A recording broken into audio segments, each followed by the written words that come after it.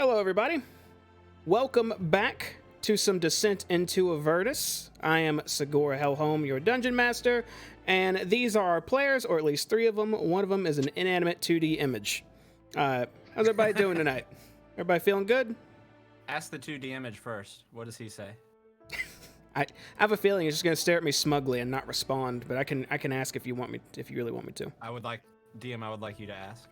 Stab, how are you doing this evening, man? You feeling pretty good? Yes, that's the results. I expected that. Yeah, that's what's going. Like, good talk. Yeah. I had high hopes. You know what? You think people change, and then they don't. I will be the stab for the evening. However, once we go in, he has given me special orders to do something the moment we start, so look forward to that. Okay. But before I'm we get that far, I wanna recap when we're down last time. I can do it, or one of y'all can. Any volunteers? Oh, I see someone being pointed to. Are you volunteering him? I volunteered him before we went live. You did not. I did. Wait, did you? I must not have the headphones on then. No, you did. You said, okay, that's fine. Be right back. And then you logged out of Discord. Then I totally didn't hear it. Okay, so last time, we were poised to go fight the big baddies.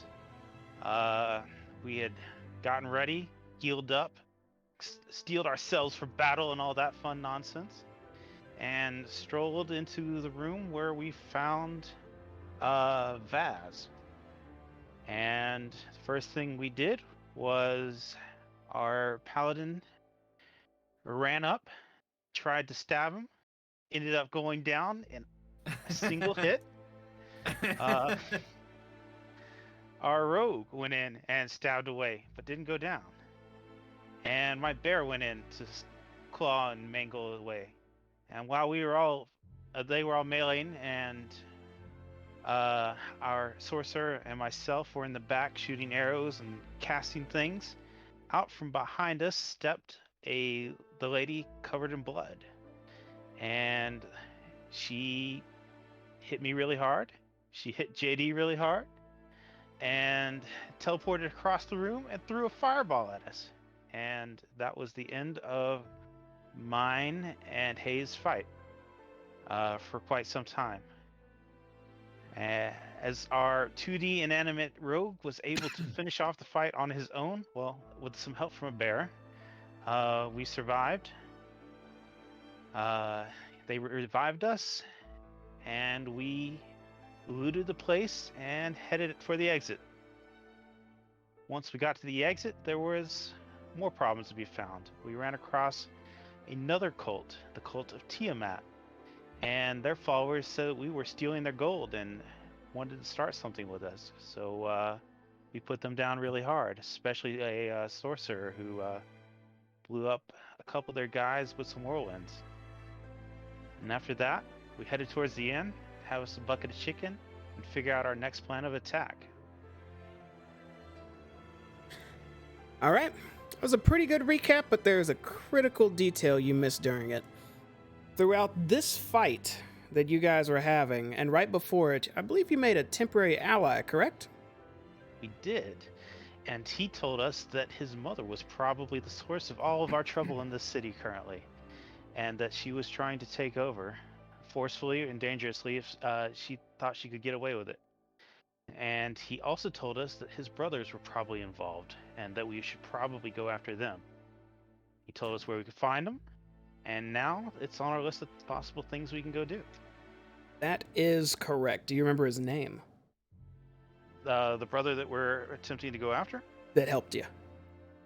Oh, Mortlock. Mortlock Van Thamper, correct. Brothers that he told us to go after were Amric and Thirstwell. Bingo! Inspiration for you, my man. Use it wisely, otherwise it vanishes at the end of the night. You son of a bitch, I'm in! All right, well, having done our recap, I guess it's time to jump in. So let's swap over to the game with our cool little transition that Moose created and get started. Ooh.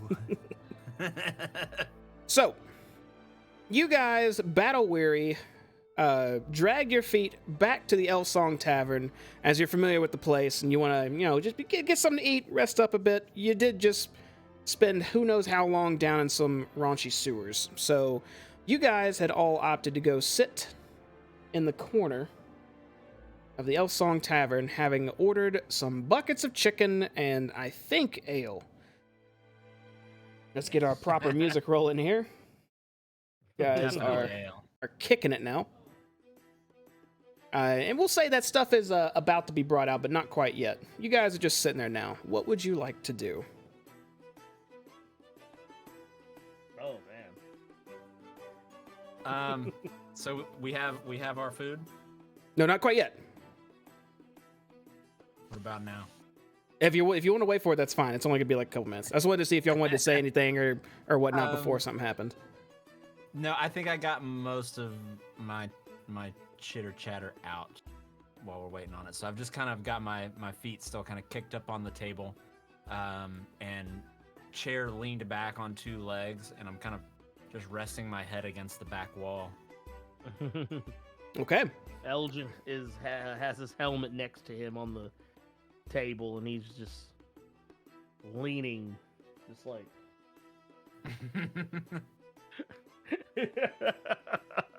Just weary and tired. I'm Merrick, something similar, I'm assuming. Going over his cloak, trying to figure out just how singed it really is. Okay.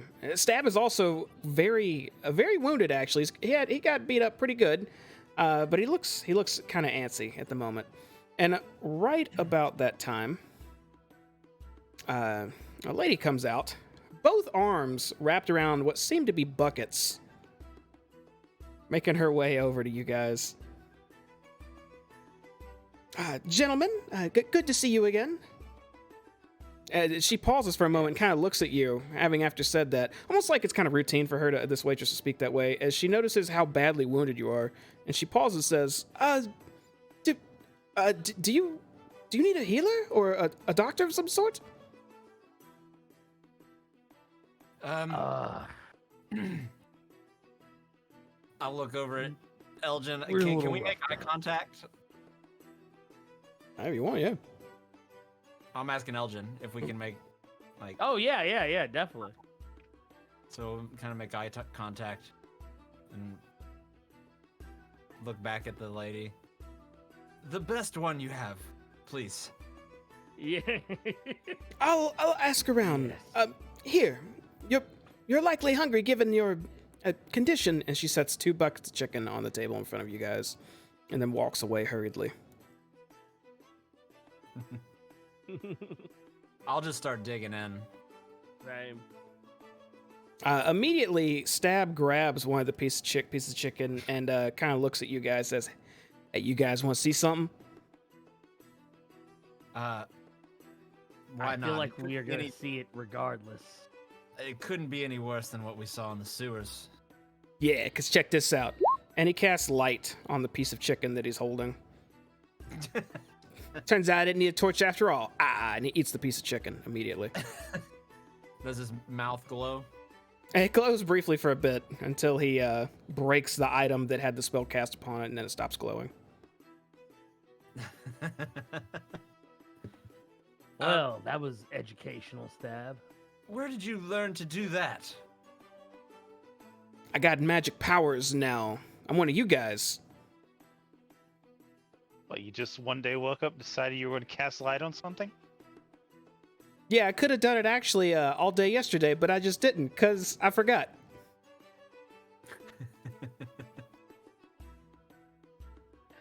Well, congratulations. I think. Possibly. It's good. It's good to be a member of the team now.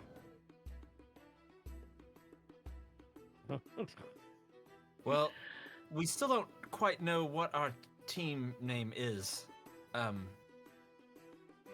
Perhaps we should discuss that at some point. I'm just kind of tearing into some chicken out of the bucket and taking it. Or is our ales are here as well? Just the chicken was brought out. But, oh, excuse me. Speaking of which, you're actually being brought ales right now as the lady comes back. You guys recognize her, by the way. I believe she introduced herself as Fulton a long time ago to y'all, but she comes back with 4 ales and sets them on the table. And says, I'm not sure if we have anyone with healing magics about, but I'm asking the staff in the back, just letting you know. We appreciate your concern and efforts, and hopefully you'll be able to do something for us here. Well, if you do need anything until hopefully I find someone for you, just call out to Alan, and he'll call out to us. Will do. Alan. She pauses for a moment, turns back. Yes, he runs the place. He's at the counter. Oh, yes, Alan. And she makes her way back to the back. I'll kind of close my eyes again while I'm eating, just leaning back. So, what do you make of everything, Elgin, that we encountered down in underneath the bathhouse? Do you think we should go to Captain, or should we just stay here, sleep? I don't like any of it. There's more going on here. That Dan Thamper guy. The troubles that he's told us about. I don't know. I have questions. Something's not right in all this. I don't know. I smell a conspiracy. Are we sure we've even taken care of the cultist problem? We may have cleared out that section of the sewers, but I thought there was maybe another leader of the cult that we haven't encountered? I believe so. Something tells me we haven't cut the head off the snake. Somebody else is out there. Where's the snake? It's metaphorical. Ah, right.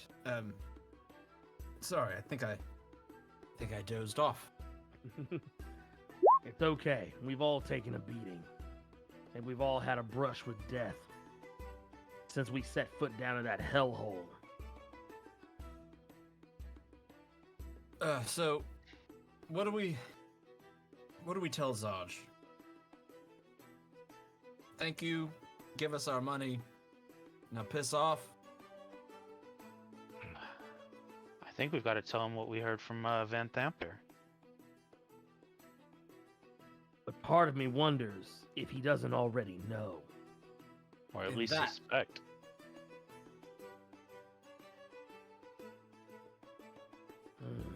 Or perhaps even worse, be in on it, although I doubt it. I don't see any reason why he would be.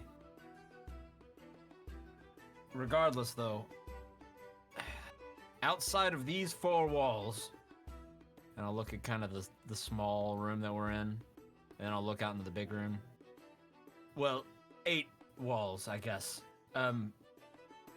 We don't know who is friend or foe. As of right now, we can't trust anybody except for those of us sitting right here at this table, and we need to act accordingly, I believe. I'm pretty sure we can trust Zaj since he sent us after the first group of cultists. Perhaps.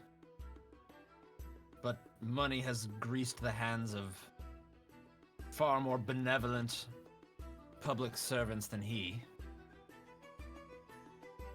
I don't know. You saw him. He liked the fight. I'm pretty sure he's not the type that money just, corrupts instantaneously. I saw him, and he saw me, and he didn't like what he saw.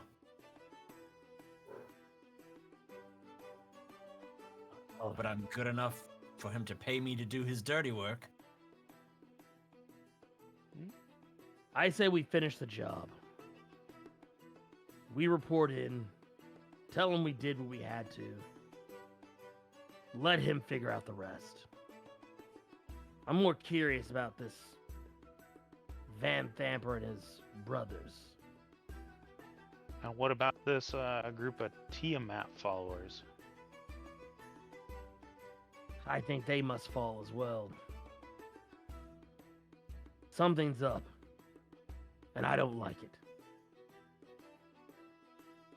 We still don't even know any more about the whole Alterel situation. I imagine that will come with time. So perhaps we finish our meal, we go see the captain, and come back and get some rest then? I don't see why not. Right.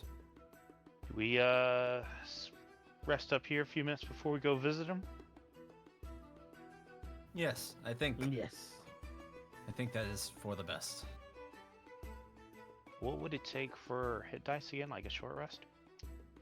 If you take a short rest, you can use your hit die. I'm not sure if you've 1 guys used up any hit die yet. But yeah, it's about 1 hour for a short rest, or a long rest is 8 hours, which you regain all your health and your hit die and your spells. I'm actually looking now.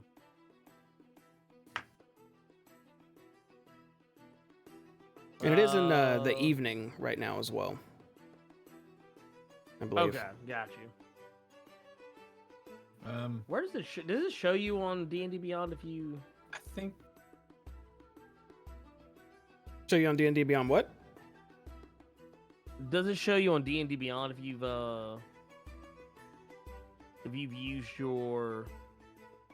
When you click on short rest, it'll show how many hit dice you still have available. Okay, got Up- you. DM I have. Oh, I have two. Or wait, yes, wait, no. I have one hit die left. I have one hit die left, so yeah. I have Did you 9 a.m. reset 'em? written down. 9 That's the time a.m. we bought chicken and ale. Yeah, we came out in the morning because we stayed overnight in the dungeon. That's right.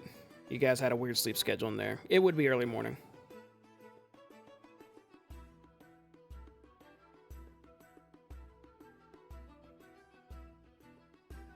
Elgin, did you use any hit dice after we got up then? Well, I wasn't here for it, so I would have no idea. I didn't just, use. all I know didn't- is I have what I have marked. So. He should have all of his then. Yeah, you should have all your hit die right Okay. now. Oh well, then shit. Have we been here long enough to consider a short rest?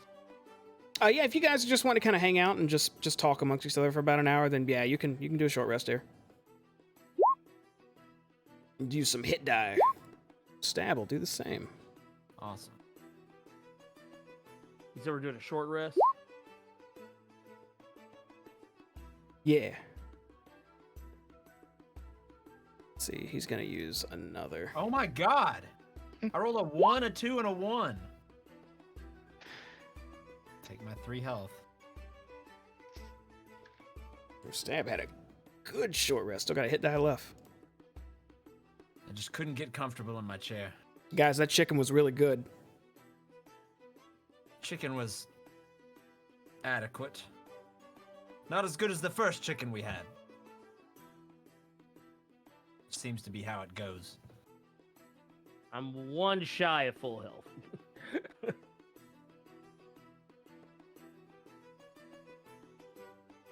Ready to take on the world. I will kind of stand up from the table as I finish my ale and say, well, I guess now the question would be, where do we find Zod?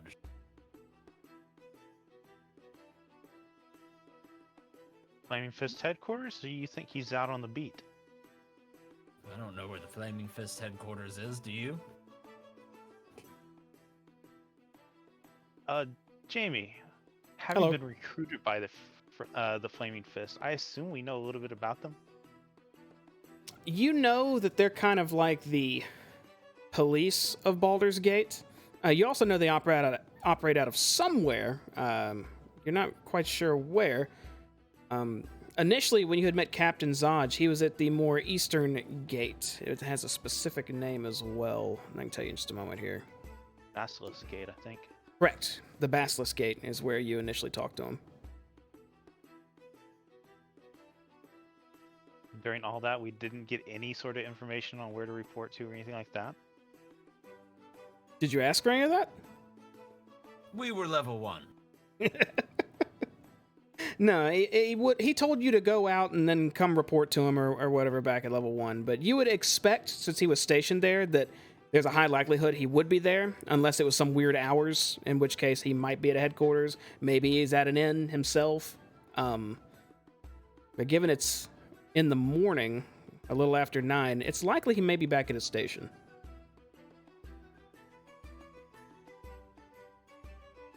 Well, perhaps we head back to the gate and check there. Right.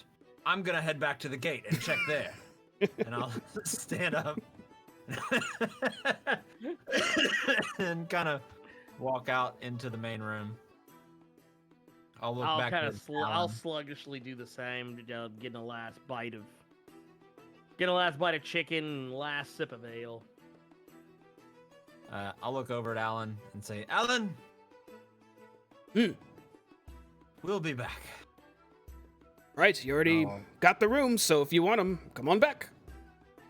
I'll kind of do that exaggerated left foot out in front, about face, turn, and kind of march towards the front door.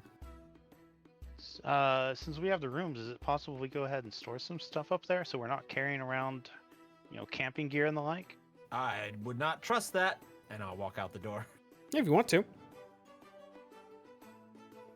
I think I'll go ahead and risk it. Is there a way in game to store inventory off your person? There is a notes section you can manually type in what's there, and it doesn't count as inventory, and it can be a reminder for you. Thank you, sir. Then I will probably do that. What all are you leaving in your room? The bedroll, the dragon chest set, probably also the rope. I'm thinking about that one. Okay.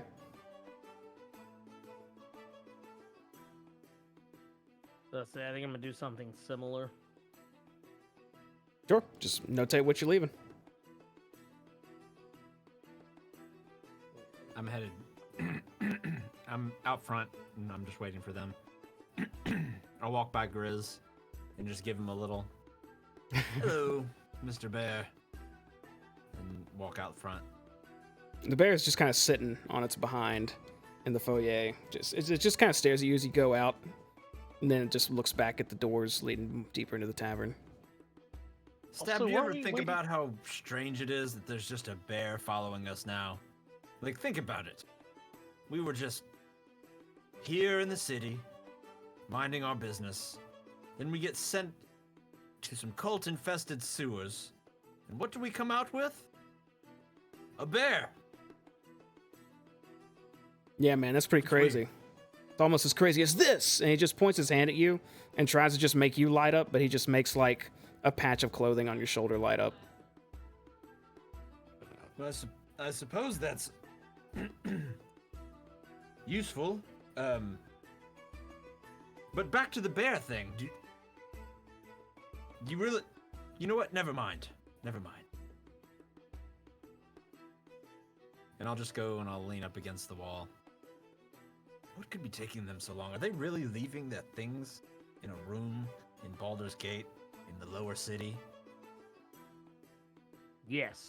Yeah, they are. They trust Alan to keep their stuff safe. I mean, do you remember what was up there last time we were upstairs? There was a murderous rug. There was a lady who knew, in my opinion, way too much about demons and cults. And lots of gambling and cheaters. And people just... let's be honest, just straight up getting it on. Yeah, I know. This stuff's probably gonna get stolen.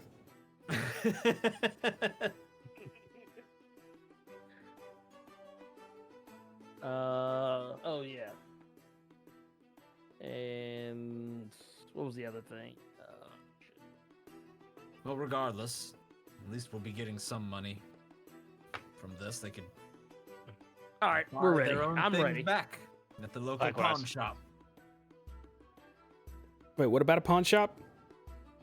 I'm just saying, if it gets stolen, at least we're getting paid. They could buy their own things back, probably. No, if it gets stolen, we'll find and we'll steal it back and then steal a little more. Ah, an eye for an eye. And then another eye, it sounds like. Yeah, they take I one eye and don't- we'll take 2 eyes. I can't really be a part of the second eye thing, but I'm all for an even exchange. Hello, Merrick. Hello, Grizz. Weren't we also waiting on a cleaning service since we smell like sewer? Who's a good boy? You were. Go up and scratch.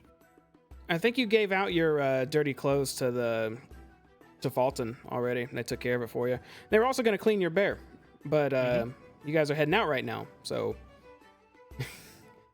I'll have to take care of him later. Mm-hmm. I'll say you still have your armor and whatnot. It's still a little raunchy, but you gave him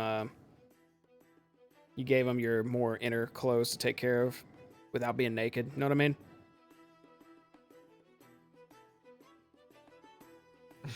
And no one knows what I mean with that. I do. Okay, I was just looking for any. Why do I feel I'm the only one speaking, saying anything? Hello. Hold on. Is this thing on? All right. Well, you guys were heading out, right? I Or did you think wanna- so. Absolutely. Okay. Right.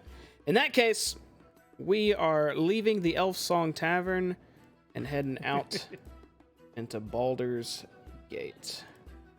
So, if you guys remember, I think you marked down on your map here what was what. You didn't necessarily mark down the Basilisk Gate, but I'd say it's fairly obvious just staring at your map where it would be. I'm marking it. All right. So you guys start marching your way from the Elf Song Tavern back down the road toward the Basilisk Gate. Just 4 people and a large bear in tow.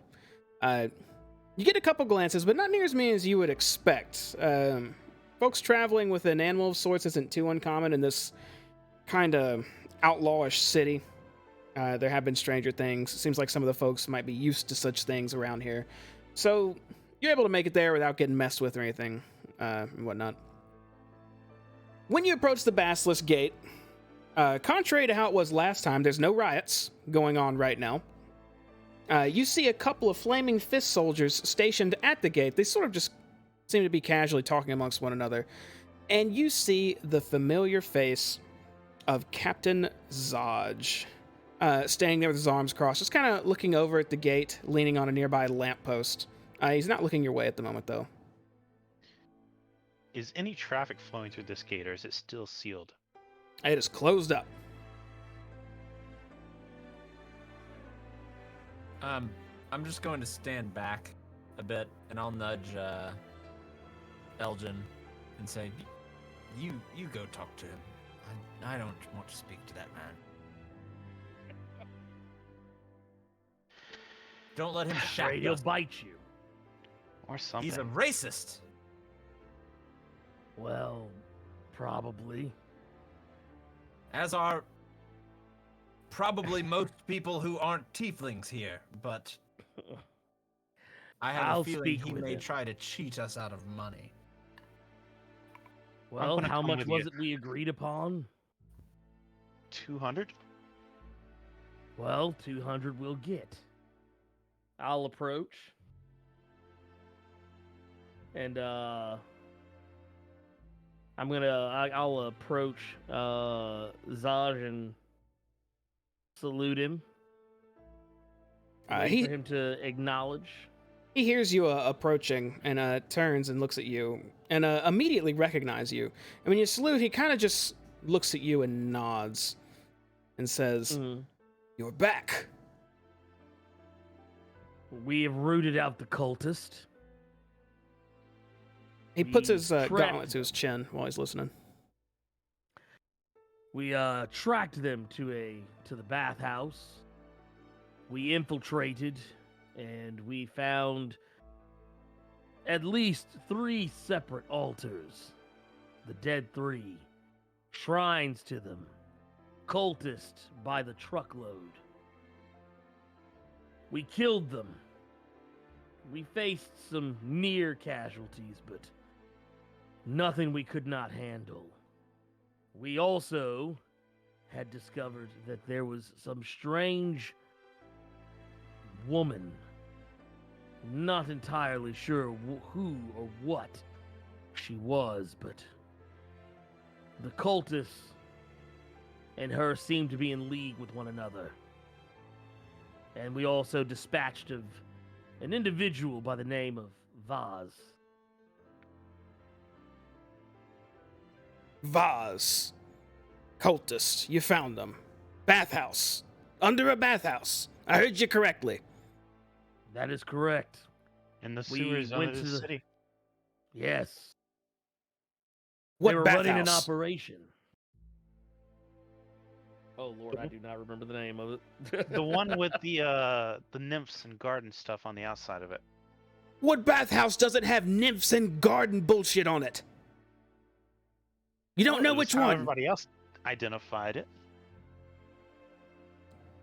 Do you know who runs it? Can you give me any names? And we take you there.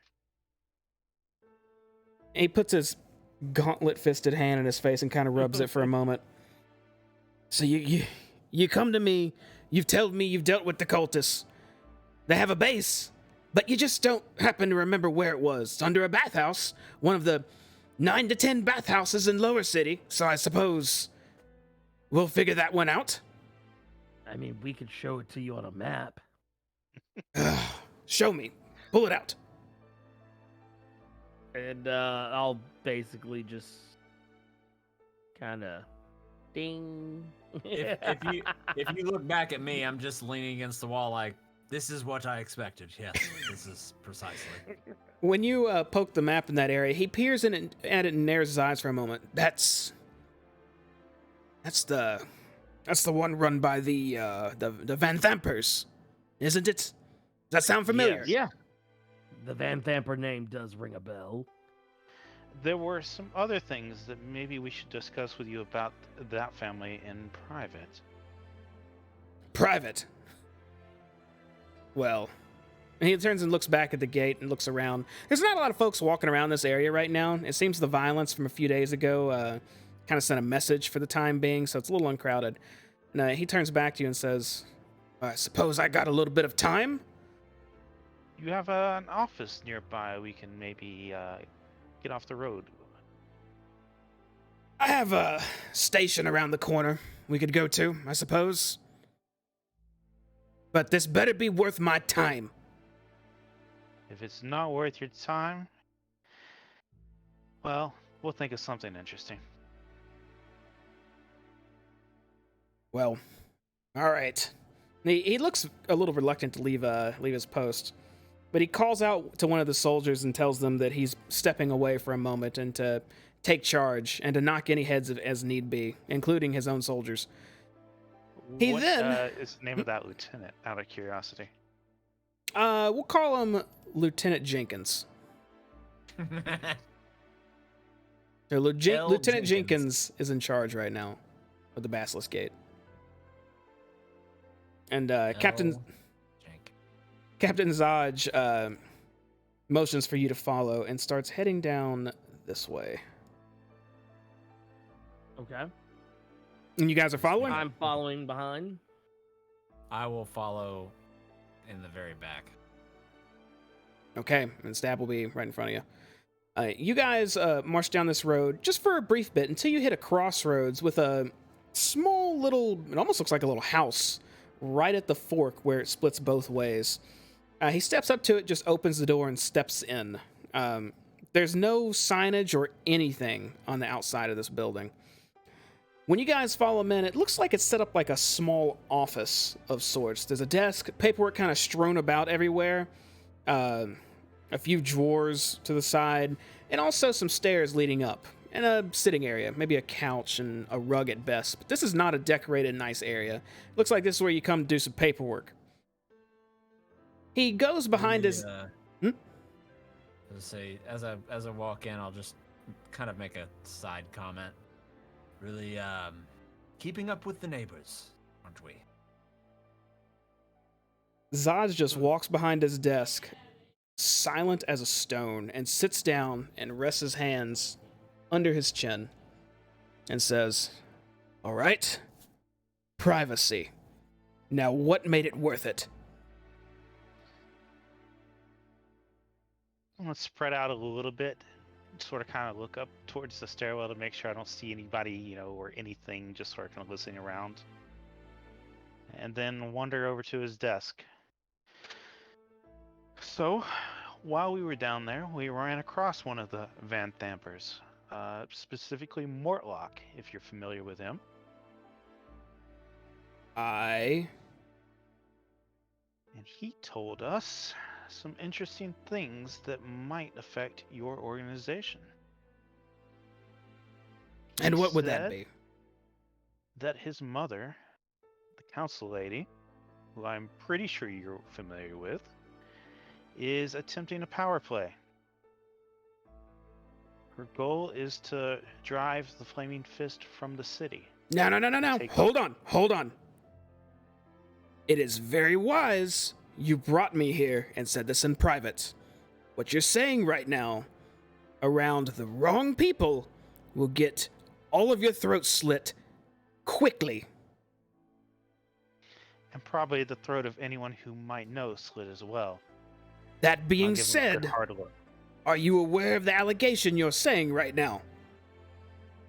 I'm allegating that there is a council lady who's willing to throw this city into civil war in order to gain more power. He leans back in his chair and just kind of rests his arm looking down at his desk for a moment. Almost like he's in thought on how to approach this. And then finally says, "It ain't You need my proof." business to deal with the Council of Baldur's Gate. I quell the riots, we get paid, that's that. If she's doing something to see that we can't do that, then we're not needed here.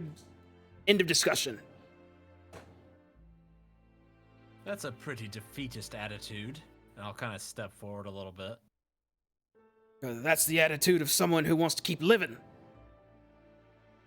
There's This other woman, ways. is she that dangerous? Well, let me ask you this, Captain Zodge.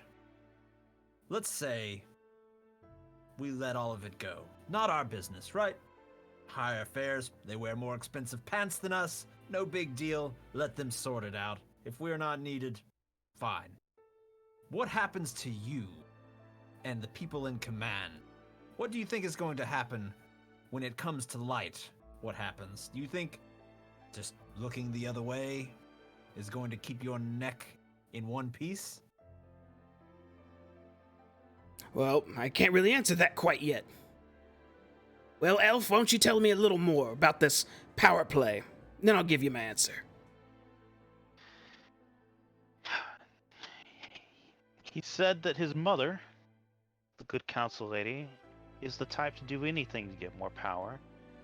Even to go so far maybe as to recruit a cult, stir up trouble in the city.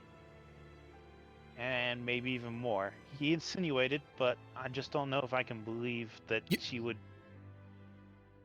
He's burn an kind entire of city. looking at you very, and almost slightly shocked when you said that she's the reason for the cult or may have had a heavy hand into it. You're saying she's the one that got the cult here doing these killings? Yes. The money's got to come from somewhere. I'm saying that's what's been told to us. He wipes Now, his if we forehead. need to- He's sweating a little bit now. Not to mention, she hired these people to kill her own son. And she's killing off her own spawn now. Are you...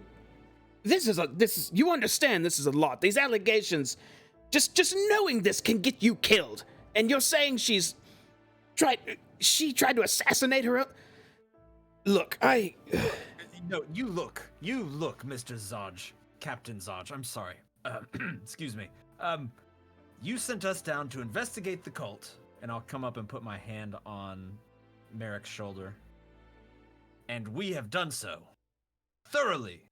And with lots of blood and piss and shit and rats, and it's not been a great couple of days. I'll put it that way. My point being, I think it's worth more than 200 gold, I'm just saying, and I'll kind of step back.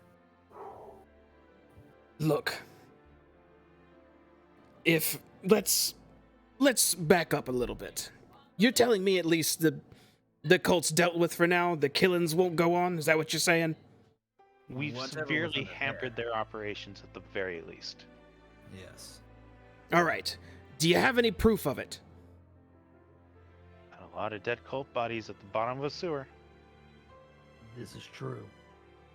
I Also, I would have wagered that Mordlock Van Thamper could corroborate our story. He did fight alongside us against the cultist. But for all we know, he's left town already. But let me be a little straight with you, Captain Zodge. What kind of proof would you have wanted us to bring back? We can't just rightfully walk through the town streets with a severed head. any cults, they like to represent what they are, right? Any emblems or trinkets they'd have, or a coin with some weird face on it? I don't know, anything of the sort. I had a very nice porcelain mask that one of the... I don't know, what would you call her? A demon? Something they summoned. It was a blood woman. A woman made of blood. She threw a very potent spell at us, and it shattered it. We did find some chests down there and took some coin from that. Can you blame us? That leads us to another problem. Oh, wait. And I pull out, I think this came from there, a bronze crown. 5 I colors. also have some patches from the robes. Patches. You brought patches. Put them on the desk. Let me see. Didn't Oh, somebody I throw have the 5 grab the patches rope? down. I thought one of us may have grabbed an entire robe. Wasn't it stabbed? I have the robes, yeah. Okay. Yeah, I'm gonna throw 5 patches down. And I'll take the robes out and I'll put them on the table along with this random bronze crown that I have that I could have only gotten down there. Don't remember where I got it. From Probably the out of one Tiamat of gold. those chests. I think it was out of the chest. He looks at the patches, Elgin, that you've laid on his desk, and then over at the bronze crown. I believe that was the one that had different painted colors on the tips of it. He's sort of looking back and forth at him, and he recognizes some of those symbols on those cultist pieces of clothing that you cut off, and that and you can tell by his expression he recognizes it to be part of the Dead Three. He's looking at the crown. He looks a little bit confused though, and he looks up to you, Hayes, and says, "This shouldn't have anything to do with the Dead Three. Where did you get this?" I'm going to assume that you know more about this thing than I do, and possibly about the assholes who accosted us as we were leaving the bathhouse. You'll find their bodies there too. A couple of them are broken in every possible way. The Van Thamper gentleman told us a little bit about that too, if you recall, Hayes. While we were leaving the bathhouse, we encountered another cult in your city. The cult of Tiamat. Yes. Apparently, Those are the ones Down- you'll find broken. down in the sewers were 4 chests of their money that they were looking for. So, they stole from this cult of Tiamat then? That's what it looks like. This is... Gods, where is Raven Guard when you need him? This Dodge, is... I'm just gonna go out on a limb and say it. You've got too many cults here. There's way too many. Oh, you think so? He leans back, just kind of rubbing his head. I'll actually laugh. I just want to keep the gods damned peace, and now you're telling me this. Well, you've dealt with a few, that's clear. You've taken this from those you've slain. And for that, I'm grateful, so... listen, I'm not... Are you sure they're dealt with? So in 3-4 days passing, I won't hear about some random murders in some back alley again, and some ritual blade left at the scene. I mean, you realize what city we're in, right? Oh, most We of dealt, the killings you'll find will deal with ritual blades and whatnot. I'd hope.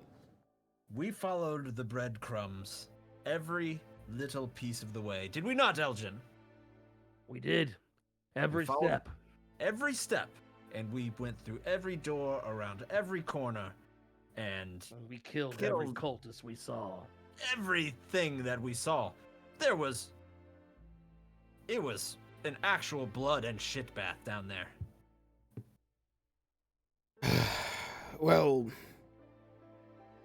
I was going to say, the only way to be certain, to be sure of this, is to let a 10-day go, and if none of them killings happening, you get your pay. But he looks back down at the patches on his desk. At least you brought me proof that you got a hold of some of them, so I'm willing to give you half now. Half. 10-day passes, no more killing, you get the rest. It's a start. I What choice do we feel have? as though the deal is being altered, and I pray that you do not alter it further. I think it's quite fair. I'm taking a risk, and you're getting a little bit of your money. It looks like we're taking the risk right now. So Come what? on. We just hang out for a week and wait for any murders to show up, and then we go and do our due diligence and investigate it for you and find out if it's cultists, and if it is, go back down into the sewers and wipe out another colony of them, and then come back to you for you to say, well, we should wait another 10-day, and then I'll give you the rest of the money. Again, when does this cycle end? I'm willing to work with you here, but where's the line? Well, when the cultists are dealt with, right? And what is the bar for that? What do you want? Somebody that just has a shirt that says, I am the cultist leader, hanging by the neck on the front gates? Well, I mean, if I'm being honest, that'd be an ideal situation, but I doubt Oh it's that my easy. God. It will not be that easy, no. This is, as you have already heard, and what Merrick has told you, this goes deeper than just some random cults. So, Ah, you yes. think that the killings are just going to stop because we wiped out one little underground bathhouse, then you are clearly delusional. Clearly. Because if what we have heard and what we've told you is true, then the leader, the person wearing the t-shirt that you want hung up by the neck, is in that building. And I'll just point off to some random giant building out the window that I assume that the lady would live in. Maybe not that one, but you get the point. A big building like it. They don't live in this. Guess what my friend here is trying to say is, are you ready to take the Flaming Fist to war against the council of the city? Of not course! at all what I'm saying. Are you insane? But we wouldn't. There is. If we could root out the evil in Baldur's Gate just like that, I think we'd do it. But we can't. Baldur's Gate is built on evil, if you're not aware. Thieves, murderers, you name it. We keep it in check. Maybe we walk the line a little bit ourselves, and that's that. I don't have a brigade of assassins and elite warriors at my disposal. You've got us. You do have us. When you say that, he leans back and kind of just stares at all of you back and forth for a moment. I suppose I do. But you have to be nicer to me. I haven't. I've been nothing but polite this whole time. Look at the way you're yelling at me right now. We'll agree to disagree, but I propose that you are in an actionable position. You are in a position where Lady Van Thamper is plotting to have the Flaming Fist removed from the city, removed from a position of power, and in all likelihood, I don't think she's going to do it only in a political fashion. She strikes me as the type who will likely try to have you killed. Now, that said, we can do what the Flaming Fist as a whole cannot.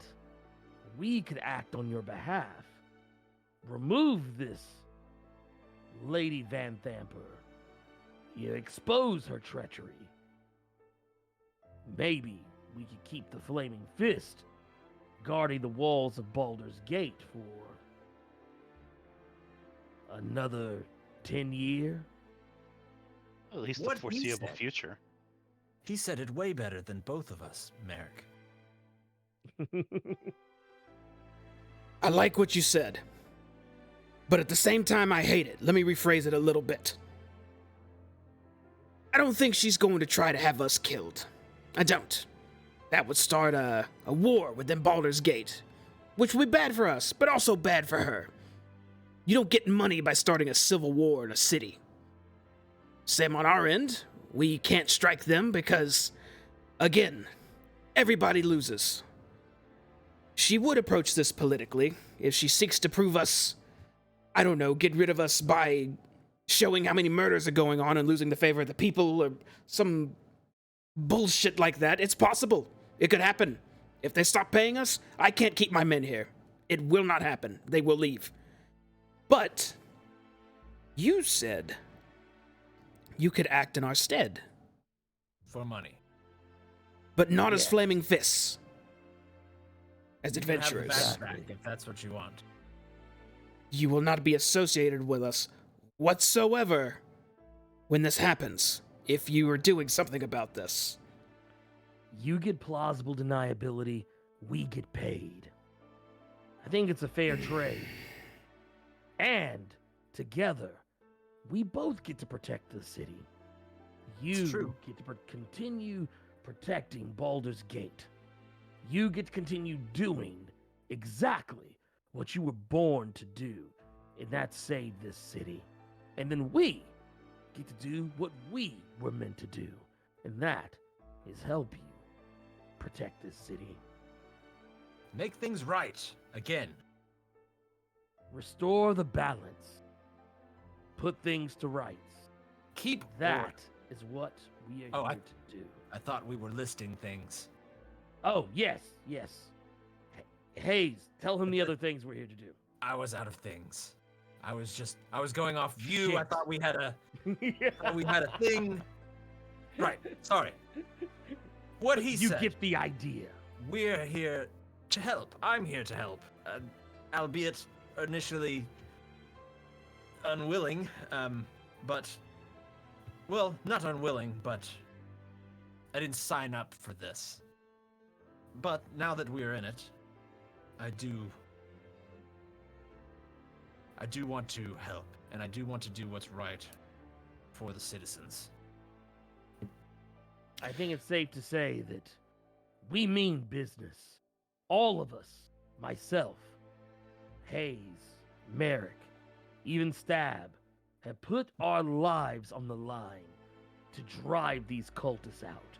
All of us nearly died in that hellhole, and yet here we are standing before you, telling you that we have completed the mission, the task that you gave us a task that no ordinary mercenary could have handled.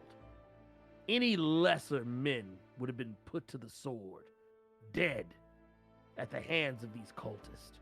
They are treacherous, evil, diabolical. And yet here we are. If we can handle that, we can handle the Lady Van Thamper. I feel super like confident and invigorated after that, and I kind of puff my chest out and cross my arms.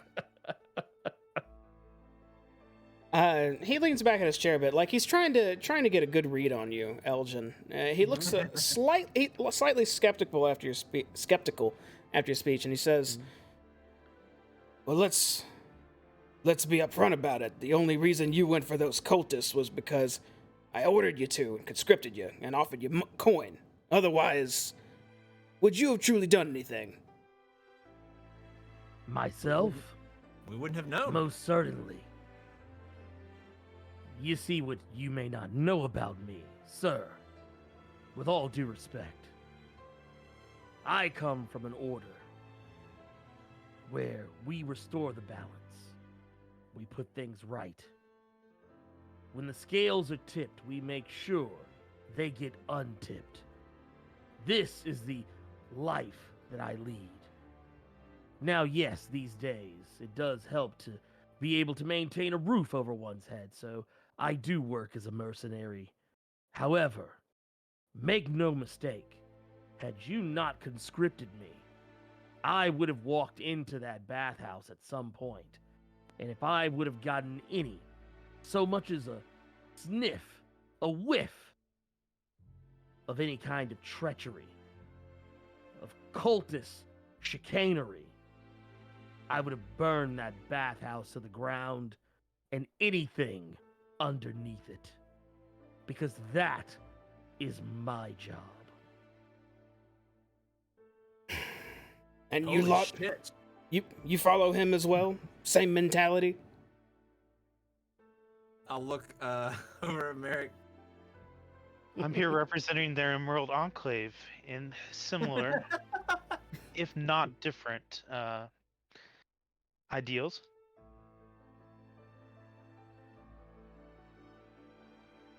He's staring at you, Hayes. I'll step forward. Yes. And I'll step back. And Stab says, "Yeah, I'm with these guys. He's with us. His name's Stab. It's Poulaire." He stabs things. And hey, show Captain Zod your new trick. Oh yeah, check this out. I just hold my finger up. He puts his are you wearing gloves? Yes. Okay, he puts his hand on your glove and he casts light on it, starts lighting up. Oh, the whole glove. I was going for the. Oh, yeah. Neat. Close enough. Do you have any of those magics that make things more condensed, more like if something was trying to listen, it couldn't even if it wanted? There's magics like that, right? What, like, I just as look far at as Merrick and Hayes. I'm aware. I'm there more are of a magics for nature almost- guy. There are magics for almost anything. I have done a bit of research on it. There's nothing that I'm capable of I guess keeping things hush hush. Look, as you would let's. say. Okay, come here closely, because I am going to deeply regret what I'm about to say. I'll lean in. If what you're saying is true, which I actually think is so far, the Van Thamper family needs to be dealt with.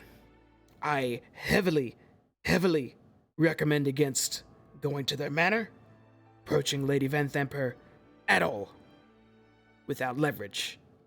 Well, we have a lead. Several. We, Mortlock, and again, I suppose it goes without saying that if you see Mortlock, know that he is not with his family. They tried to have him killed, and he is the one who gave us this information.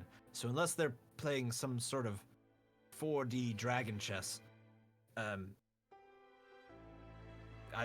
feel as though they're trustworthy. He told us his brother, Amric, owns the Low Lantern Inn, and that we could perhaps find him there. And he has another shitty brother named Thirstwell, who could have also possibly had a hand in his assassination attempt. Emmerich Van Thempir. Amric is the one I have the star next to as I'm looking at my notes. He doesn't own the Low Lantern Tavern. Well, he frequents there or something. I think he runs a business out of it, if I'm not mistaken. But that's good. Yes. And he leans in and starts whispering a little bit more, looking a little bit paranoid. Go see this Emmerich. Learn what you can. He has to have something to deal with his mother. Do you know anything about him, or even what he looks like? If I'm not mistaken, I think he's a moneylender. He may run an office out of the Low Lantern or around it, but I know he does not own it. At least, if he does, we haven't been made aware to it. And he, I suppose he's a human male, short black hair. I wouldn't be caught dead saying this around my men, but he is a bit handsome. I'll say, but he's a moneylender. I believe so. Perhaps that's our inn. I'll look back to Merrick and Elgin and Stab. We need money for our business that we're starting up. That's how we get in. Sure. Whatever you gotta do to get close. The chicken bucket! Gods! How many times is this chicken bucket gonna just do great things for us? This is fair. Whatever means you want to use. But Look, if Alan from the Elf Song comes to you and says that it was his idea for the chicken bucket, he's a filthy liar. I'll keep that in mind, but you have to... I feel like you don't understand what you're jumping into, but just to say the risk versus reward here, so you are aware of what you're doing and what it's worth to me. If everything you say is true, which again I think it is, I'm willing... quite aware of the danger.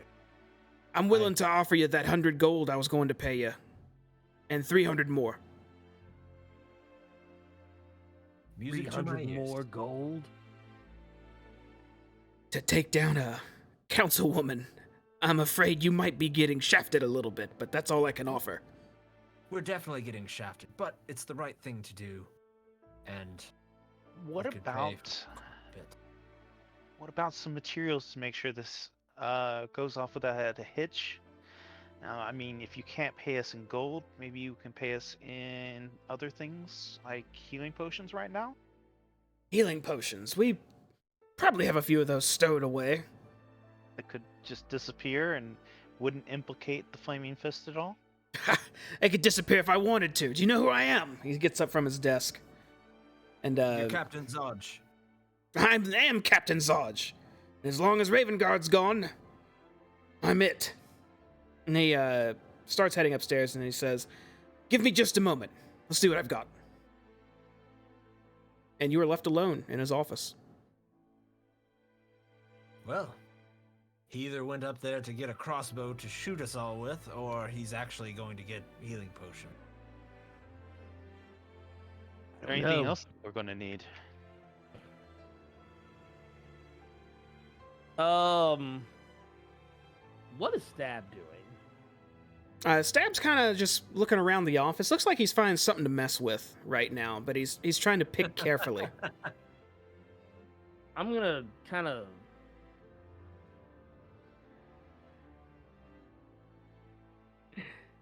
I'm gonna walk up to Stab, and I guess while Zaj is gone, just kind of tell him to be Snoopy.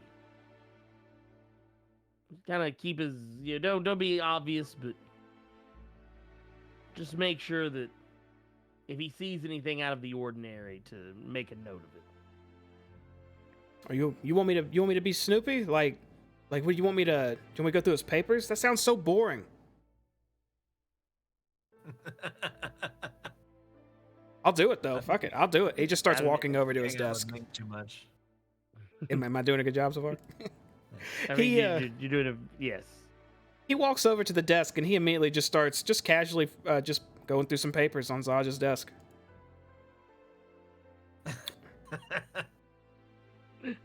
Oh god. I'll kind of go and position myself to where if Zaj was coming down the stairs, he wouldn't immediately see Pooh. Is there anything else we're going to need to get into this guy? In like maybe some fancy clothes, look like businessmen. Well, my clothes are fine. They're just being washed.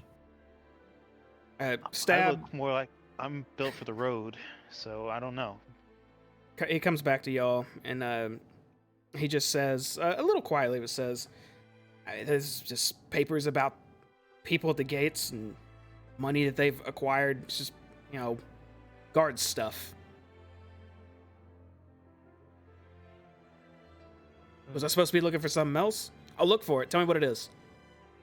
No, just that is all.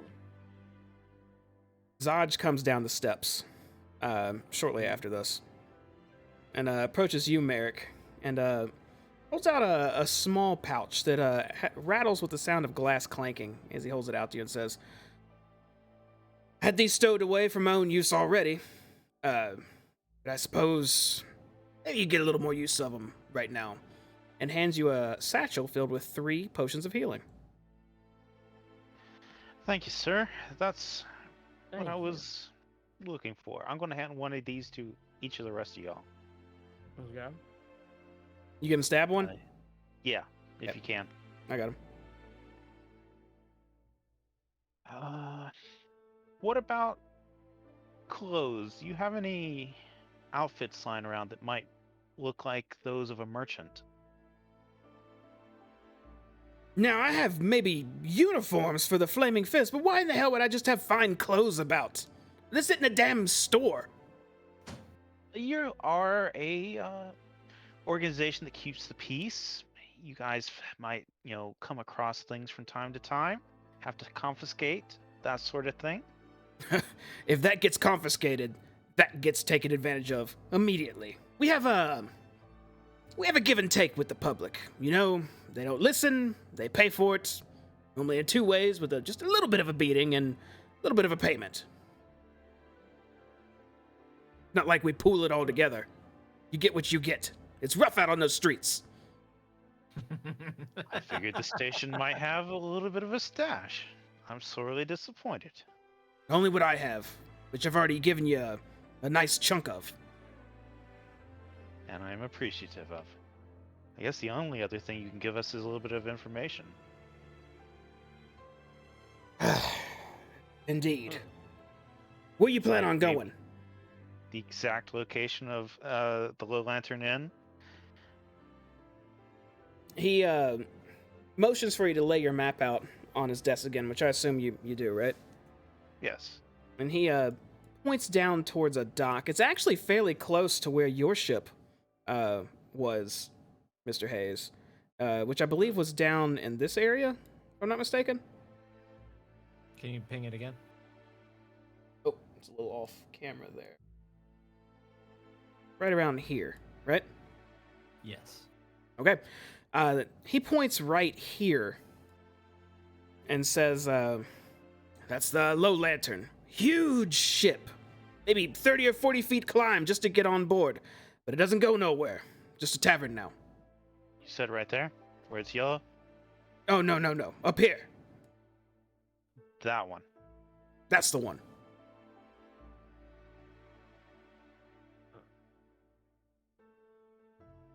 What about the mansion for the Van Thampiers? So that way we know not to go strolling in.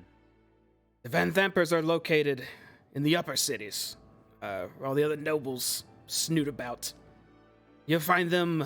He peruses the map for a moment. Right here. There? Let me fix the camera over here real quick. Yes, right there. And if we're going to go after somebody in the upper city, we're going to need a way to get through. I don't suppose you have any contacts in the upper city militia that are trustworthy enough to let us in? Long as you're, and he looks at all of you. Dressed as you are, you look like adventurers. Adventurers come and go from the upper city occasionally. The nobles have their own private matters they want handled, and what better than groups like yourselves? You shouldn't have too much issue getting up there. Just try not to stick out too hard. That gets attention. Attention gets questions. And you sound like the kind of man that knows where that leads. Sounds like it would lead to trouble, sir.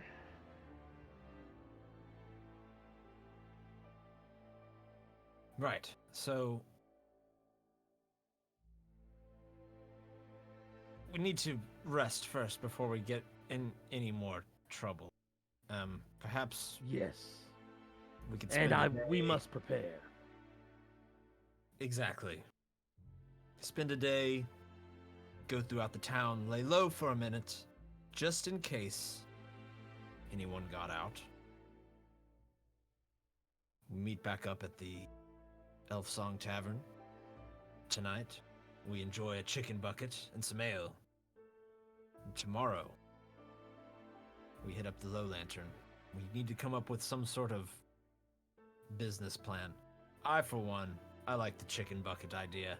Open up a chicken bucket restaurant, inn, tavern. But we need some startup money, and that's where he comes in. Right. Well, again, however you do it. And I'm telling you now, somehow you get the Flaming Fist implicated in all this. Don't exist to us. Am I clear on that? Exist to who? Very good. Then your badges, please. I'll hand mine over to him, and I'll say, Zodge, I know you don't believe that I'm taking this seriously, but believe that I am. And I just find that bringing a bit of levity to dark situations can sometimes help keep the mind clear. I suppose it can. Wise words for a tiefling. I'm impressed. You see, that's the type of shit I'm talking about. What do you mean? He's sensitive about his heritage being focused on in negative ways. I'll try not to make it a thing now, since we have an accord and whatnot. Apologies, Hayes. We're making progress. Thank you, Captain Zodge. Yes. Right. Well, whatever you have to do, do it, and do it soon. Next day, day after. Hell, 3 days from now. Either way. Hoping I won't be hearing about any murders for a little bit. At least, not the more gruesome, odd, taking specific organ ones. And he stands up from his desk and starts to walk out of the office. Before you go, perhaps it might be wise to establish some sort of means of communication, clandestine type communication, if we need to reach we don't you work without, for you anymore. Yeah. well, without officially coming here. Say, for instance, you receive a letter from somebody named Maxwell Tillman. That sounds like a one-way ticket to lead into a paper trail that could get us killed. This needs to be quiet until you do what you need to do. This would be emergency only, not general. If you receive a message from Maxwell, You should leave. This is not a flare to save us. It's you should get the fuck out of the city. How about, instead of direct contact, stop by this office, but don't come inside. In the front, right before you come in, to the left of the door, on the floor, carve a small X. I'll know that means that whatever happened, you fucked it up. And we need to deal with it by leaving or getting together. How's that? That works as well. Are you sure you want us hanging around? If we don't have legs to get here, or we cannot make it here without being followed, but we can get a letter out. Just know, for God's sakes, if you get a message from Maxwell Tillman, just know, get out of town. Or the X. All right, just... I'm sold on this idea. Baldur's Gate is difficult to keep information secretive and whatnot. It's just... Sure, that works. Just be discreet as best you can. You won't get one unless everything's gone to hell. And at that point, it won't matter anyway. Right. This is true. All right. I'm getting back to my post. You lot do what you need to do, and... Oh, I hope for your sakes you know what you're doing. I'll look back to Stab and say, we have no. But, yes, we understand. All right, and he walks out the office, and are you guys following him back to the Basilisk Gate, or are you heading your own direction now? I was gonna head back to the Elf Song. Okie dokie. So he takes off towards the Basilisk Gate. After you all exit, he closes up the office. And you guys make your way back to the Elf Song Tavern. Now, were you guys wanting to kind of plan out everything from here and roleplay it out? Or I can fast forward it if y'all want to. How you want to do this? I was wanting to go back and I guess We gotta plan the heist. yeah, we gotta plot out what we're gonna do. Plus, I want to take a long rest Okay. to get back my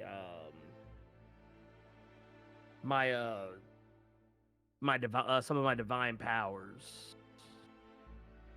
Get my lay hands back and some spells. Did he give us money, or did we just get the... You've only gotten the 100 gold so far. Just 100 gold. And the healing potions? Yeah, and the healing potions. And he promised you That 100 is- more, and then 300. After the 10-day, the 100 no matter what, and then the 300 if you're actually able to do something about the insane situation you just dropped in his lap. We didn't even discuss the other cult, what we're going to do with them. Hopefully that can simmer a little bit. I was You about to say, how do we want to split this gold? We want to split it. I mean, it's 4 of us, so 25 each. 50. It's 2. Oh, wait, it's 100. Never mind. 25 each. You guys are Well- back at the doors of the Elf Song Tavern. All right. I'll enter in. I'm gonna nod at our doorman. Yeah. And, I'll, actually, I'm gonna head up to our room. How long would you say that interaction lasted between traveling there, talking with him, and coming back? Hour and a half at least. That's how long we've been talking. I wouldn't say, I guess, you know what? Yeah, he has a point. I was going to say about an hour, but yeah, about an hour and a half. And then walking to and fro. Mm-hmm. Those are like, the distance y'all traveled was about 10 minutes each, so it would, and then the talking itself, it added up to about an hour and a half anyhow. So it's about 10:30 in the morning still. Yeah, early. Okay. I was gonna go out into the town and kind of shop, but I can do that on the... That's fine. Since you guys are gonna take a long rest, I'll say during that or right after or right before, you could have all your shopping done already. Not and on break, we can cover that, which is gonna happen soon. Yeah. I figure we'll probably spend the day shopping and planning, so I guess we could save the long rest till the night, since we're probably not going to go into combat.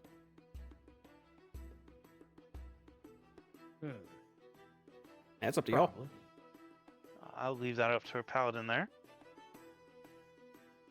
Elgin, were you heading up to your room? Yeah, I was heading up to my room. Okay, Stab is following behind you. Once you get up there were, I believe they gave you 3 rooms. There's the room you guys cleared completely of the rug, and then there were 2 other rooms. So technically, there's only 3 beds. One's a double though, in the rug room. I got a bedroll sitting in Elgin's that I left behind, so That works too. I don't mind sharing.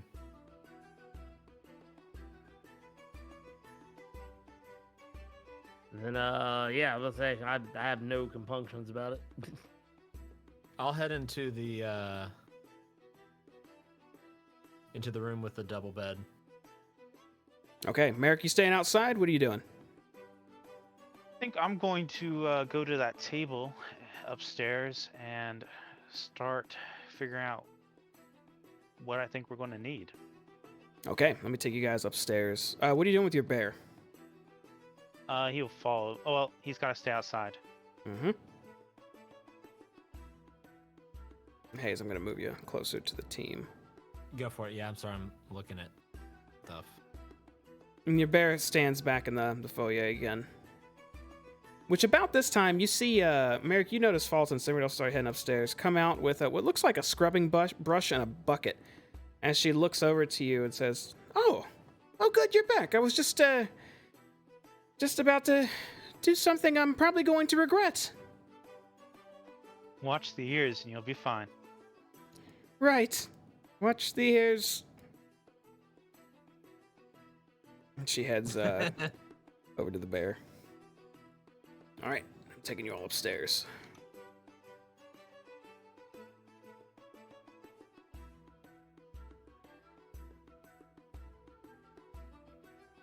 All right, you guys all head upstairs, and again, there's those 3 rooms available. There are a couple people up here right now, just kind of sitting at a table. Looks like they're gambling right now, doing some what you remember to be Baldur's Bones.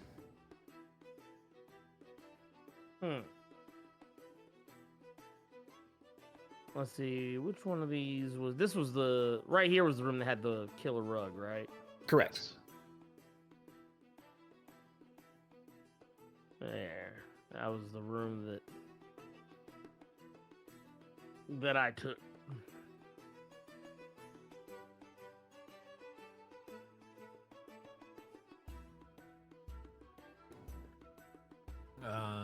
Let's see. Hayes, let's be bunk buddies. That's fine. Which room? This one? Okay, I got this one. All right. And I'll just go and kind of sit on the edge of the bed. Stab lays on the other half.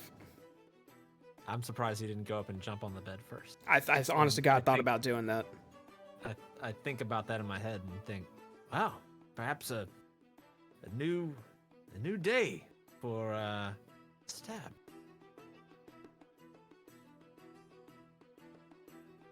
And I'll just kind of chill here for a little bit. I'm eventually gonna get up and leave and go shopping and stuff. Okay. Elgin, what are you doing over in that room? Are you just laying down? Are y'all taking your long rest now? I'm basically collecting myself. Yeah, because what time? We said it's still morning, right? Mm-hmm. It was about 10 a.m. Okay. Basically what I'm doing, I'm just kind of meditating, getting my thoughts back together, kind of mentally preparing myself for what we're about to do. Do we get on that reverse sleep schedule? Sleep during the day, adventure at night. Hey, the vampire life, even though I'm not a vampire. That we know Or of. so you say. But if I was, would I tell you? I would hope so. I feel like we're better friends than that. Elgin, you notice 4 sets of clothing also neatly folded towards the back wall of the room here, as well as your stuff you left behind still in the room. Oh, well, there you go. See? And the clothing looks very familiar. It looks like some of what you had as well as your allies that's been cleaned. Okay. So are you all... there you go. That actually worked out. Are you all taking a long rest right now? Merrick, I see you're sitting at a table. I'm plotting. Okay, so you don't need to take a long rest? Not at the moment. I assume that anything we're going to do will be tomorrow after we've shopped and stuff. Okay. In that case, we're going to go ahead and take a break. We're going to do 10 minutes. Take a 10-minute break. All right. And be back shortly, so don't go anywhere. They're about to... Some cool stuff's about to happen. You're going to find out when you come back, okay?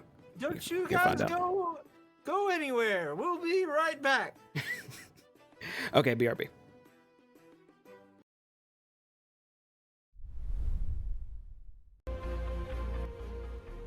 Okay.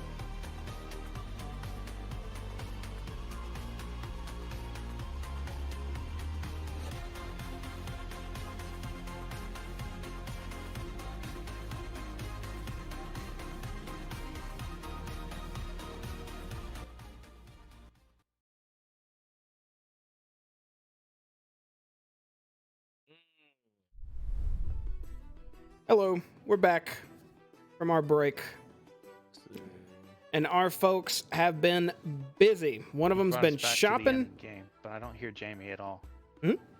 Oh, am I muted? Hello? Mm-hmm. Hello. There he Oh, is. I was muted. Welcome back, everybody. I don't know if you could hear me or not, but the players could not. We are back live now inside the tavern. We've been ambushed. Yeah, I believe you guys, I'll say you could go ahead and gain the benefits of a long rest, since you guys are just kind of resting up in this tavern, shopping and whatnot, and getting materials. And Merrick has been meticulously planning with a parchment out on one of the tables and drawing on it. Good. Better be good. So Hayes, I'll say you're already back in the tavern. Like, you went ahead and took care of your shopping. Did you already mark it down on your sheet what you got? Yeah, I'm finishing up now. Okay. Stab's kind of just been following you, by the way, Hayes, the whole time. Just kind of asking questions here and there, and like you know. Any question in particular? Nothing super relevant. Like when you were buying like maybe new wristbands or something. Go, can I get some too, so we can match, like stuff like that. I'll buy a matching wristband with him. He's super happy about that. What He's can I like put in stoked my about that. inventory? Did I just put matching wristband?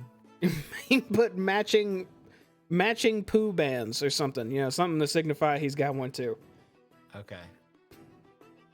You got to put one in his though too. I'll do it. Elgin, you've spell book. Too.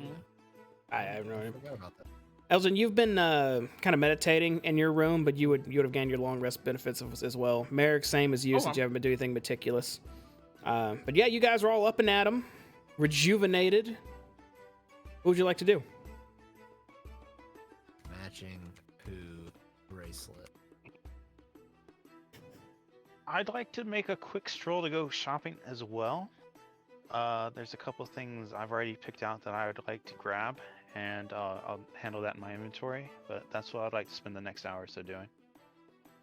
Okay, I'd say since it's been like 8 hours of rest, you would have done that in that period. So just subtract whatever money for the basic amounts and whatnot of whatever you're buying, and nothing crazy. Remember that.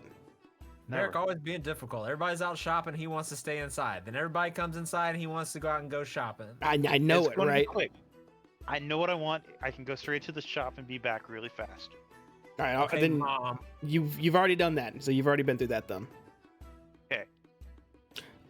Where is Stab's inventory? I got to give him a matching bracelet. I just put matching I'll do it poo later. bracelet. How much did it cost? Like 2 silver. And what does it look like? Just so I know. Whatever you want it to look like. Is it like a half of a heart? Is it like I'll think about it. a broken down? Okay, yeah, think about it. But yeah, you guys are all back in the tavern, having already shopped and bought all your stuff. All of you. What would you like to do? The way. Were you inferring something with the way you said all of you? Oh no, I was just making it clear that everyone's done shopping. I'd like to meet with the rest of you guys in one of our rooms, maybe somewhere private.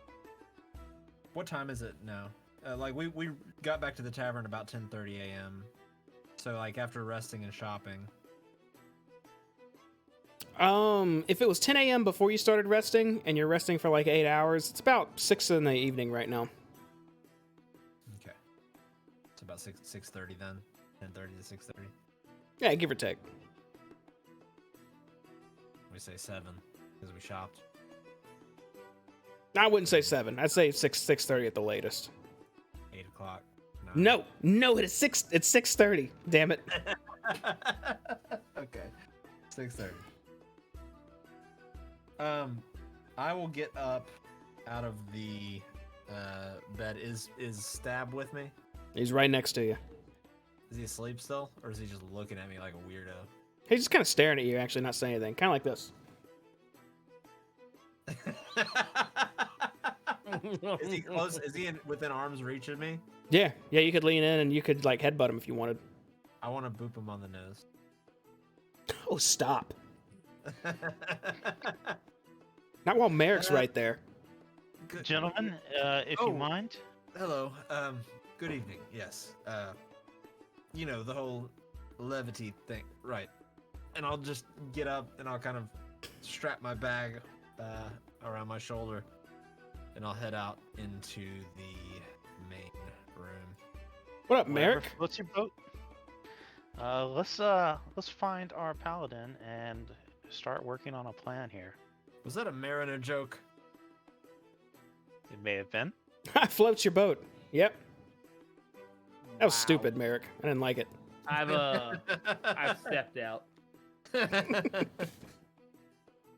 Maybe we do this inside your room. I think it's the biggest, Elgin. Oh well. Then come on in. I will let Stab lead the way in. And he will run into Eldon's room, and right when he does, he hops on the bed and kind of just walks around. I'll walk in the room and I'll close the door behind me using my tail. Okay, and you shut the door behind you. You just a second to draw that.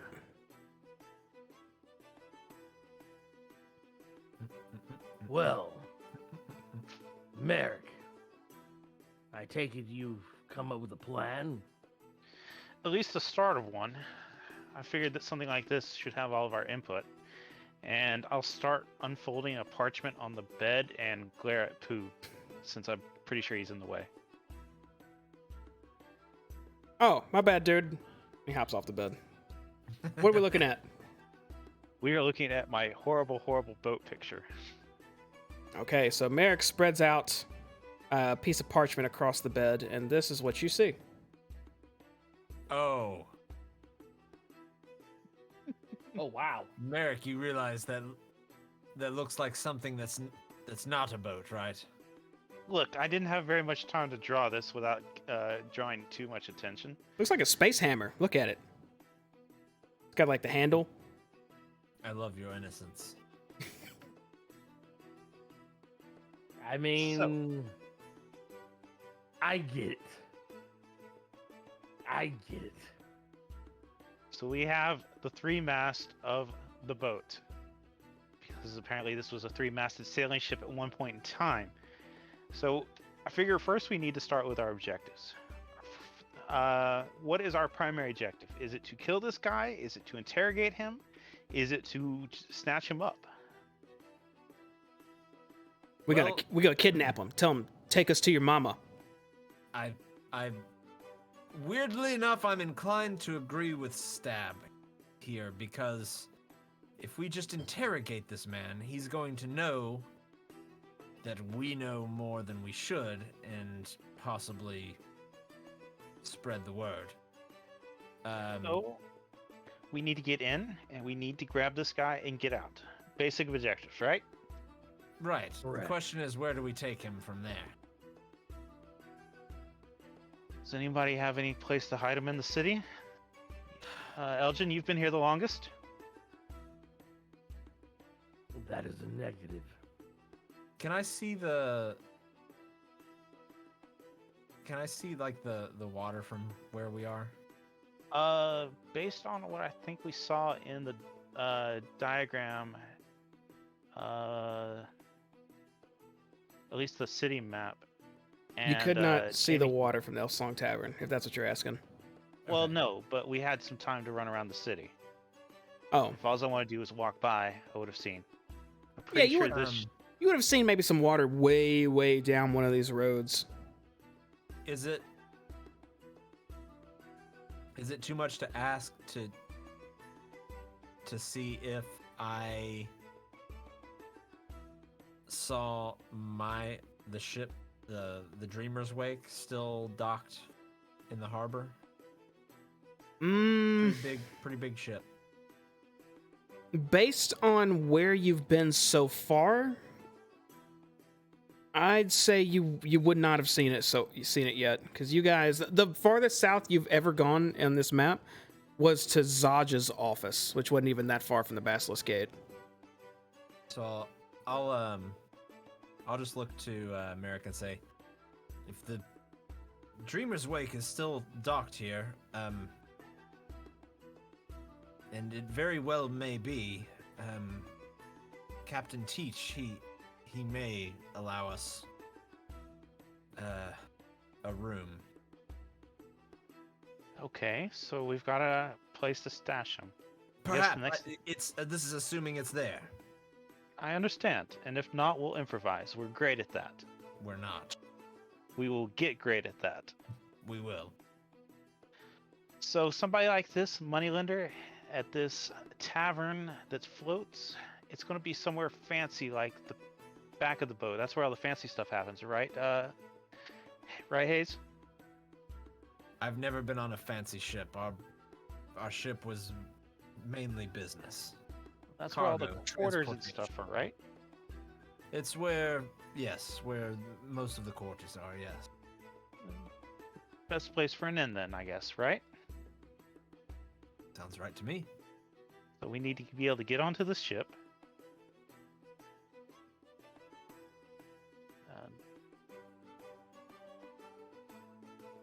Make it back to here. We need a different color for that. Merrick's just has like 4 pens of quills in front of you guys, just kind of swapping as he goes. He's just drawing his heart out. Red looks like a great color, so let's try that. So we need to find our objective in this location, meet him, isolate or kill his guards, and get off this boat without anyone else knowing. Because if somebody knows that a Van Thamper has been grabbed, this whole city will be up in arms, won't it? Yes. I think that Maybe. goes without saying. The quieter we do this, the better. Is there any chance we can get off from the water side? It's probably less guarded. I can swim, but I don't know if I could swim while carrying somebody who's actively resisting. So we'll need a boat if we want to go that way. Perhaps I should go see if the Dreamer's Wake is here, because we did have some smaller dinghies that we would pull off of the main ship from. Perhaps we wait with one of the smaller boats off the edge, heroic leap out through the back window, glass shatters, music swells, land in the boat, and we row off to safety. Maybe skip the glass shattering. That might be a little too noticeable. Might be the only way out. We'll leave it as option B then. Okay, so let's assume that we have all of this in place. Who goes where and when? First thing we'll have to do is get in, meet this guy, and get him alone. That relies on the business plan, which I think you're the best person to sell it. I can think of no other. I can definitely do my best. Now, a up-and-coming businessman like yourself will have a couple of guards, right? Yes. This is very, very important intellectual property I'm carrying right here. Exactly. So I think at least 2 of us should be with you as guards. Now, we'll figure out who and how we're going to do that in a moment, but I think that's our starting plan. Get in, isolate this guy in one of the rooms at the inn so we can talk private business. Hopefully away from his guards. Give you maybe a chance one-on-one to grab him. Yes, we'll need That could someone work. strong. Elgin, Yes. perhaps you are one of my guards, which leaves I can do this. American Stab to perhaps be the getaway rower. No, I think we're building towards a good plan here. If we can get the rowboat and get it out one of the windows at night when it's dark, do you think anybody would notice? You're the best on these boat things. It's quite dark out on the harbor at night. There's no lanterns or anything outside of what's on the boats. What about weather? Is there any fog or anything like that happening around this time of year? That being said, this boat has been converted to an inn, which would have quite a bit more light. That being said, if it's fire, candlelight, that's easily dealt with. Stab raises his hand. Look over to Stab. Yes. I have questions. What if it's got no windows? It's a fancy tavern boat. It's going to have windows.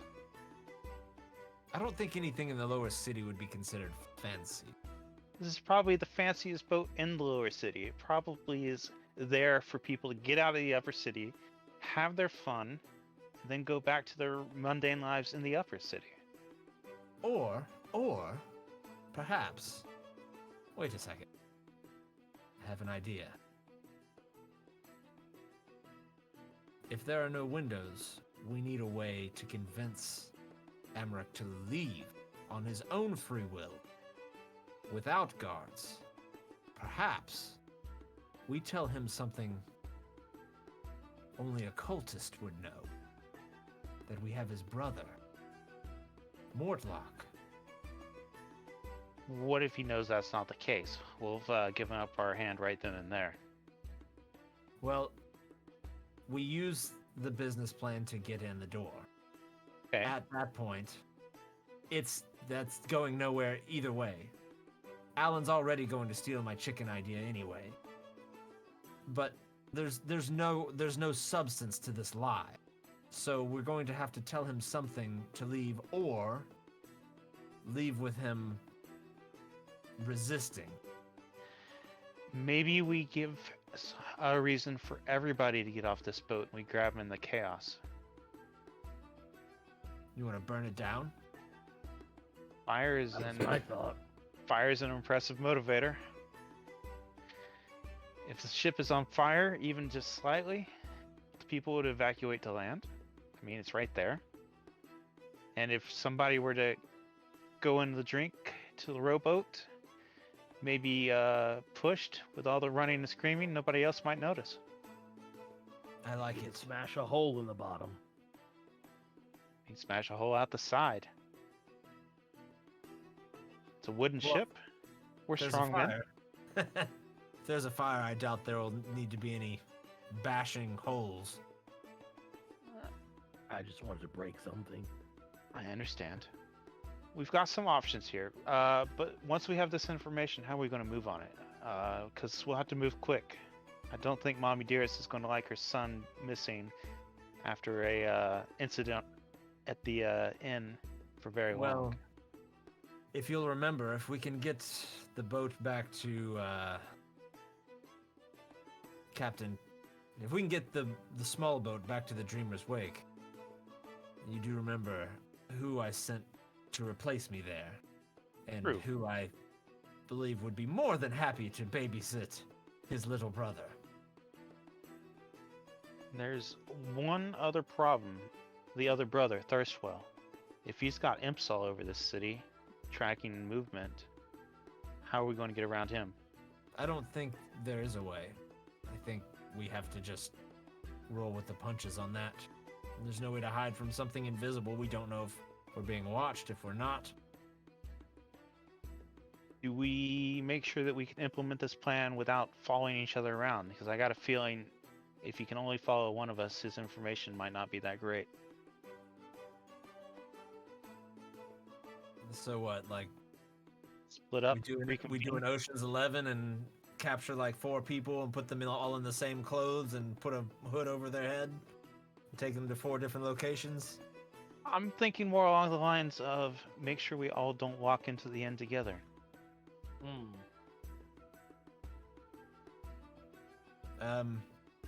Wait, walk into the inn together? I was under the assumption that 3 of us would walk in together. You And need a one would be guard, in the boat. obviously. We can slip somebody in and meet up at the inn as your third or your second guard there, So that way we're not all walking through the city together. If that tracks. Why would I have a guard that's not with me? We have the guard for pretenses once you get to the boat, but on the setup to this mission, we're split. Fine, sure, right. We can meet at the boat. Meet at the boat. That's my plan. Meet at the boat for you, you and your guards. Who's going to handle the rowboat then? I feel like cinematically we would all just look at Stab at this point. I mean, I guess. You want me to be doing the rowboat? Really? I can do some good stabbing. I'll look over at I Merrick. don't want the target alive. Stabbing might not be the best approach. Okay, I'll row the boat. Are you okay with rowing the boat, Stab? I mean, if I got it, I'll do it. I mean, if you're Do you asking know how Hayes, to row a I'll boat? definitely do it. Do you know how to row a boat? Psh, I mean, it's just rowing a boat. How hard is it? Oh shit. Okay. Merrick, do you know how to row a boat? I mean, I spend a lot of time in nature, but I don't know if I know how to row a boat. Do I know how to row a boat, Jamie? I don't know. In the Emerald Conclave, would you have been in like rowboats and whatnot every now and again? We probably would have just swam rivers that we came across. So I'm really doubting it unless I get lucky on like some sort of roll. Perhaps you Rochambeau for the boat. Let's call it a Rochambeau. I like it. Clever. Roll a d20 and see who's highest or something. What, like who's better at rowing boats? No, just who has to. Who does it? Oh, We're saying rock, paper, scissors, but determining it with the d20. okay. I'll roll a dice.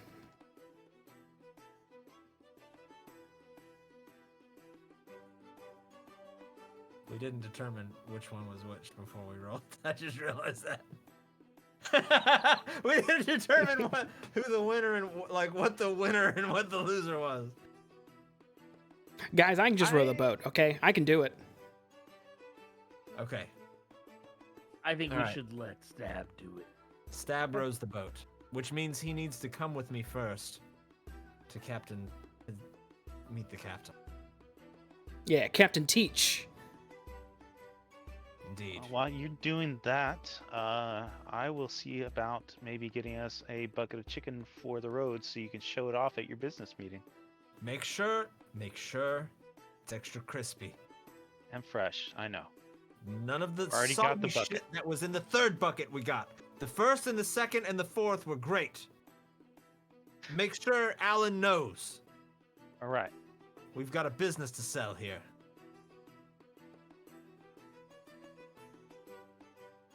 Any last questions? Got nothing. I'm good. Nothing here. I assume we would have gotten our gear back. Clothes Yeah. and stuff. All your clothes were actually, now that you've walked in, you see them lined up neatly along the back wall near the windows. Okay. I'll go and start putting my garb back on. Oh, you're all clean now. Let's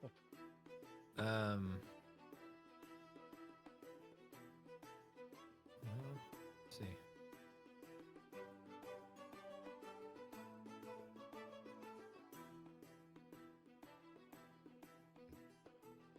There he is. So, when I put my my gear back on, so I've got kind of this it is kind of a thick, like, gray robe, with like these almost like these thicker blue, like, shoulder pieces that come over, and some thicker side, like almost like pauldrons on the side that are blue, and I've got a like a raven's necklace around my neck. And just like a little hole in the back that my tail kind of comes out of. All right. Everyone else suited up and heading downstairs?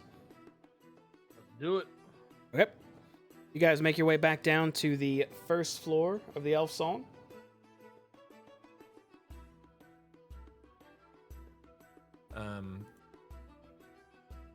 I don't know what everybody else. I kind of went into that thinking everybody was gonna just kind of be like, "Oh, that's what I'm wearing." Okay, I'll be that guy. Yeah, everyone else kind of just kind of put their clothing back on and just hop on downstairs, get into business. Merrick seems to be going somewhere though. I mean, I did too. I didn't actively just say like, "Look at my outfit. It's gray with blue and this." Okay. Anyways, It's a very beautiful outfit. Elgin. And wait, no, I suppose just Stab just needs to come with me. Hold on, Hayes. I got to make sure Merrick does this right. Okay, Hayes. You know what to, or Merrick, you know what to do. I'm putting in an order for chicken to go, but for later on this evening. Are we doing this tonight, tomorrow? How are we planning this? Doing what? Having fun on the town, of course. Oh. Well, yeah, I can cook you up. I can put in an order for one of your buckets now or later. You just give me the word and the 5 silver.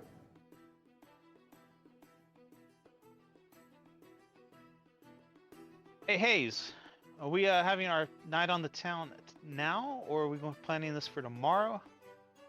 No, I think we're ready now. Yeah, then I think we'd like an order of chicken to go, and I brought a nice fresh bucket. In like 30 minutes. It'll take them some time to cook the chicken, and I know where y'all guys are going to be later.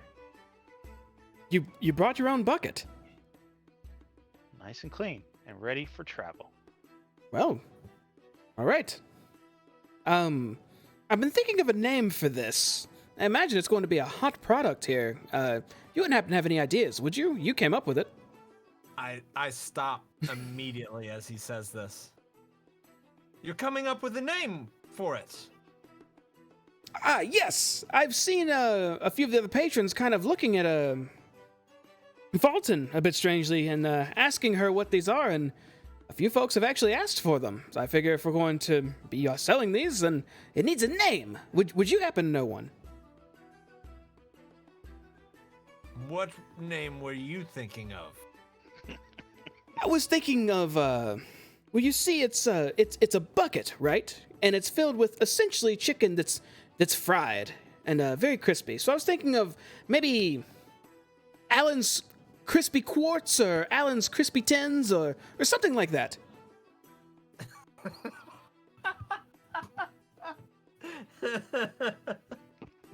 That's, you know what? That's that's perfect. Alan, you're a gem. Ah, that's a good play on words, sir, because I said quartz. Indeed. But don't be surprised if you see this idea catching on around town. Well, if it does, more money, right? You just need to make the best. Indeed. And that means no more sogginess. Alan, the third bucket. It was soggy. I'll make sure to let them know in the back. The crispiness is what makes the whole meal, if I'm not mistaken. It is. And you know, if you don't have the crispiness on the outside with the tender, juicy flavor on the inside, it's just low quality. Indeed. Let me make sure they're aware of this. Fulton! 1 bucket of Alan's Crispy Quartz. You know what I'm referring to. And actually a quick discussion in the back. Fulton asking what the hell that is, but it's hastily explained. An extra crispy. That's what makes it. All right, 5 silver, and it'll be out briefly. All right. Stab. What up, Hayes? I'll kind of just. Oh, where we that. going? Yep. You know, we have an appointment. But the chicken. Well, we're coming. We're gonna get the chicken. It needs time to cook. Stab. Remember. I guess. Damn, that's a clean bear.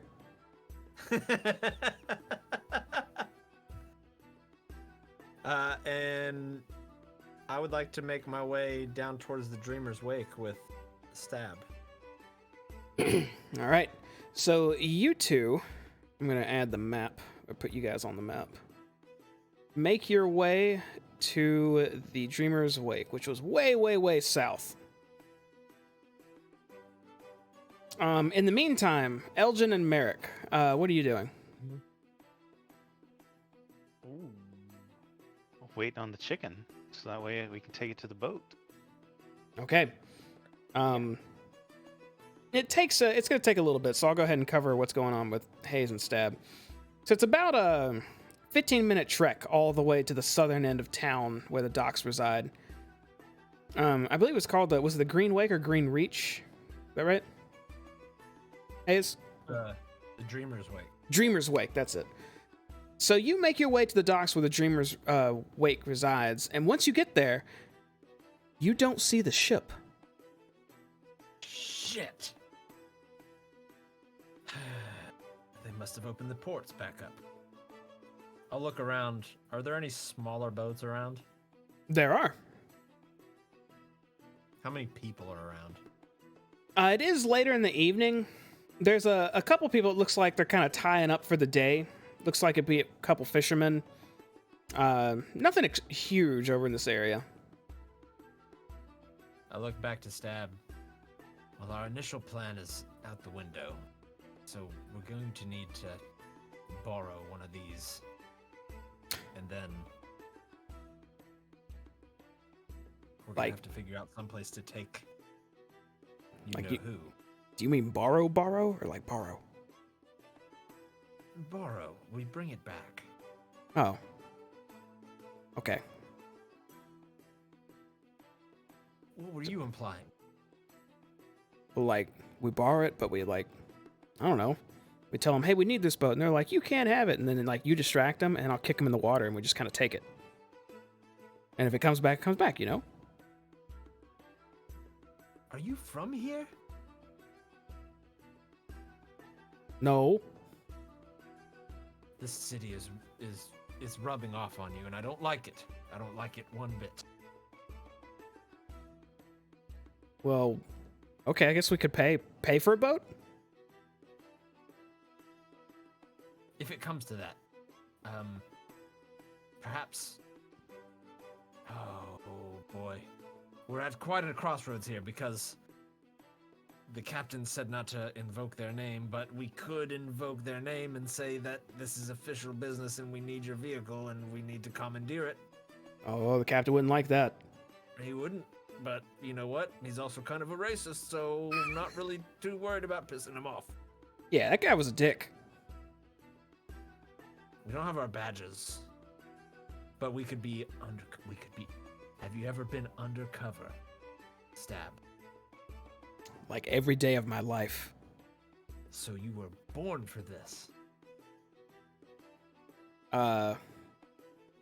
Yeah, I was. Okay, you follow my lead. Okay. Oh, I hope this works. As I turn my back to him.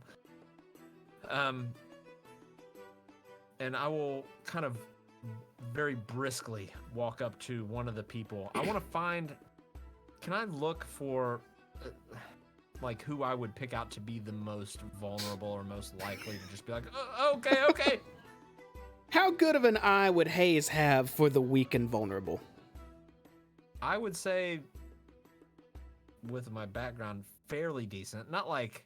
I'm not like a thief or anything like that, but I would have a good eye for people. Okay, go ahead and make a perception check. Do it with advantage. Stab is trying to help you find a mark. It's a 10. So you're kind of looking around, and all these guys look a bit buff. A lot of them look like they've been doing this for a long time. You find an older gentleman that still looks like he knows his way around his small fishing ship, and it looks like he has 2 dockhands with him. He looks like he might be the best person to talk to for this. I just glance back at Stab and say, "This is our best shot."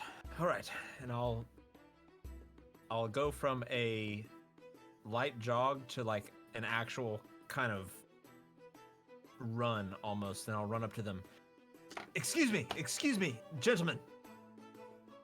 The fishing captain kind of turns to you. He was just standing there monitoring his dock workers tying off his boat.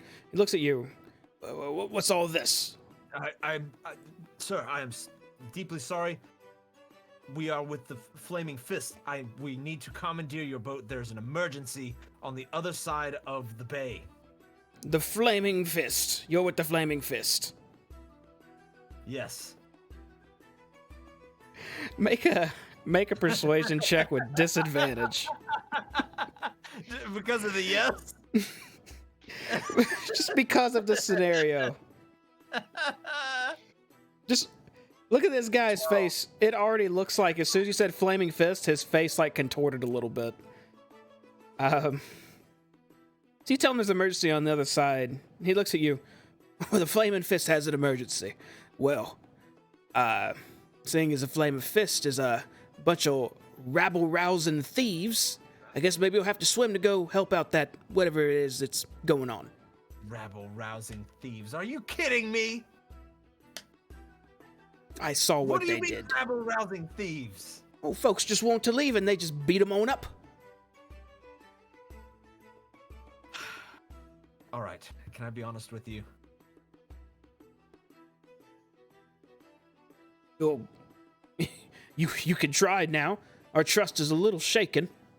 I understand. I apologize. But look, this is my friend Bates here behind me. The love of his life is on the other side of town.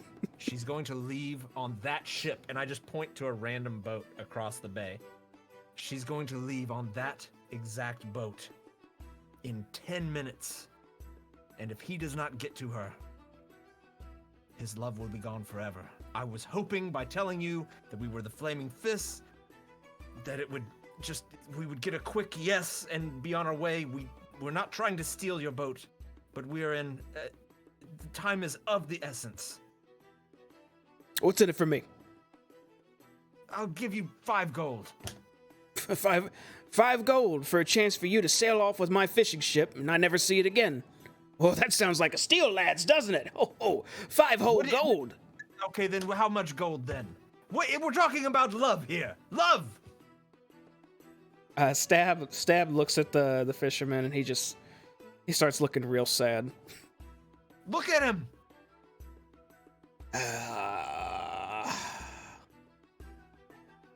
Make it 15. All right, 15. You can't put a price on love, right? Well, you can, obviously. It's 15 gold. But, fine. And your boat will be, and I just point at just a random location across the bay. It'll be right at that dock, right there. Oh, it better be. I know people. I don't doubt it. Are you handing him 15 gold? I'm handing him 15 gold. Okay, he takes it and says, boys, just leave the ropes on board. Ship's got a new captain for the evening. And he smiles and takes your money and messages his dock workers to leave with him. I'll just look back at Stab. Nope. Nothing there? Nothing? Couldn't pitch in anything? I looked as sad as I could. You see that guy? That guy looked mean. He was mean. And Okay. Get in the boat. Stab hops in the boat too. And it's not even considered a ship. It's maybe a bit bigger than a rowboat with a sail and a bunch of nets and whatnot. But basically, basic fishing gear on the little boat. Okay. Right about this moment, back in the tavern, Fulton comes out with a steaming hot bucket of chicken and sets it on the bar right next to you, Merrick. Thank you, ma'am. No worries. The Allen's quartz buckets, whatever it was. Enjoy. We will indeed. I guess it's time for phase 2 of our plan, isn't it, Elgin? We've lost Elgin. You lot are really serious about your night on the town. Phase 2. We've lost Elgin. Elgin, are you there? Oh, I'm here. I'm here. Oh, I was with Merrick, so I stayed with the chicken. Looks like you got a nap at the bar too. That too. Medicine. Dude, it'll put you down. Yes. I guess it's time to split up and head for the next part. Are we sure we have everything ready? There's no turning back on this one. I think we've got everything we need. And if not, we'll Let's figure it do it. out on the run. All right. So you guys are leaving Elf Song, and where are you headed? I believe we are now taking separate paths to the floating boat thing, the low lantern. Okay. You guys exit the Elf Song Tavern and make your way down to the low lantern. Haze and Stab. Where are you guys sailing to exactly? So I'll look at Stab and say, and I'll kind of, once we get out into the bay, I'll point over towards the low lantern and I'll say, I need you to pull the boat up to the back of that boat. I need you to do it as quietly as possible. Dim all lights. Nothing. No magic lights. No candles. No nothing. Darkness. You are one with the darkness.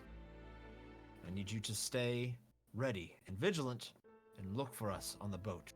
We will try to exit from the back end of the ship. So, kind of hang out back there. Pull up right next to it where people looking out over the edge won't be able to see you unless they look straight down. But I Okay. need you to drop me off at these docks over here, and I'll kind of ping the docks kind of over to the side. I could do that. And just to be clear, so like if stuff's going down, you just want me to stay in this boat? If it looks like we are in dire need, you have my permission to help us. But don't lose the boat. Tie it off or something. Got it. Don't worry, you jump out the window, I'll catch you. Don't let this mean nothing. And I hold up my wrist with my bracelet on it. Yeah, match bracelets. And he knocks his bracelet against yours. Can it be like a copper bracelet of like a dragon, like almost like an Ouroboros, like the dragon is like eating its own tail kind of thing? If you wanted to. Okay. All right. So you guys are sailing around. He's dropping you off at that dock near the low lantern. Elgin and Merrick, you two are traveling together to the low lantern now. And Grizz is behind you, I'm assuming, Merrick? Yeah, although we might have to figure something out about him. Once we get to about 200-300 feet from the boat, I'd like to stop and start looking for Hayes, because I figure he'll show up soon enough. Are you okay? So you want to stop? Ping where you want to stop at. Like, where are you hanging maybe out that at? building across the way. It looks like it's far enough away that nobody will notice us hanging around it. Let me hold on just a second. I gotta get back to the map. Ping it again. That building. Oh, you put a square next to it. Okay, sure. So Elgin and Merrick, you both head down through the city, and the city's a little bit more rowdy at night. You pass by a few drunkards. A couple people call out to you and say a quick quip or joke, and just all start laughing. You see a couple of attractive ladies kind of like batting eyes at you as you walk past them. Seems the city really lights up at night. And you're positive that probably goes both ways, where this is the more innocent side of it. But you make it down to that location near the low lantern. And looking down the docks here, you see a fishing ship pull up with Hayes hopping off. And you can't see him, but you're assuming Stab's driving it. Assume we can tell it's tiefling because of his tail and stuff at this distance. Mm-hmm. And Hayes, you would, if you're making way towards the low lantern, you would cross Elgin and Merrick. Okay. When I approach them, I'll say, "Good, you weren't late." Thing going okay on your end? I mean, we're good here. Of course, Just everything's good. Everything's settled with the captain, huh? Elgin, I did not mean to cut you off. Oh, no. I figured we were all good. We've all arrived. Stab, I presume, is doing what Stab does. I don't know who Stab is. I've hired you two to guard me while I'm on this boat making this deal. Oh, face. Understood. I will hand you a bucket of chicken, freshly cooked. I'll look at it. I'll smell it.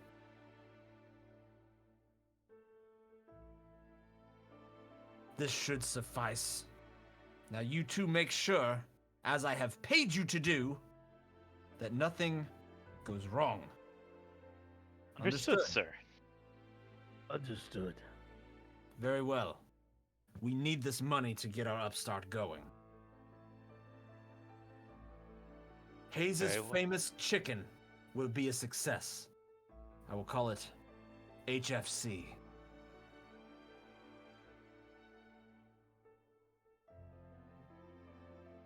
Lead the way, HFC. sir.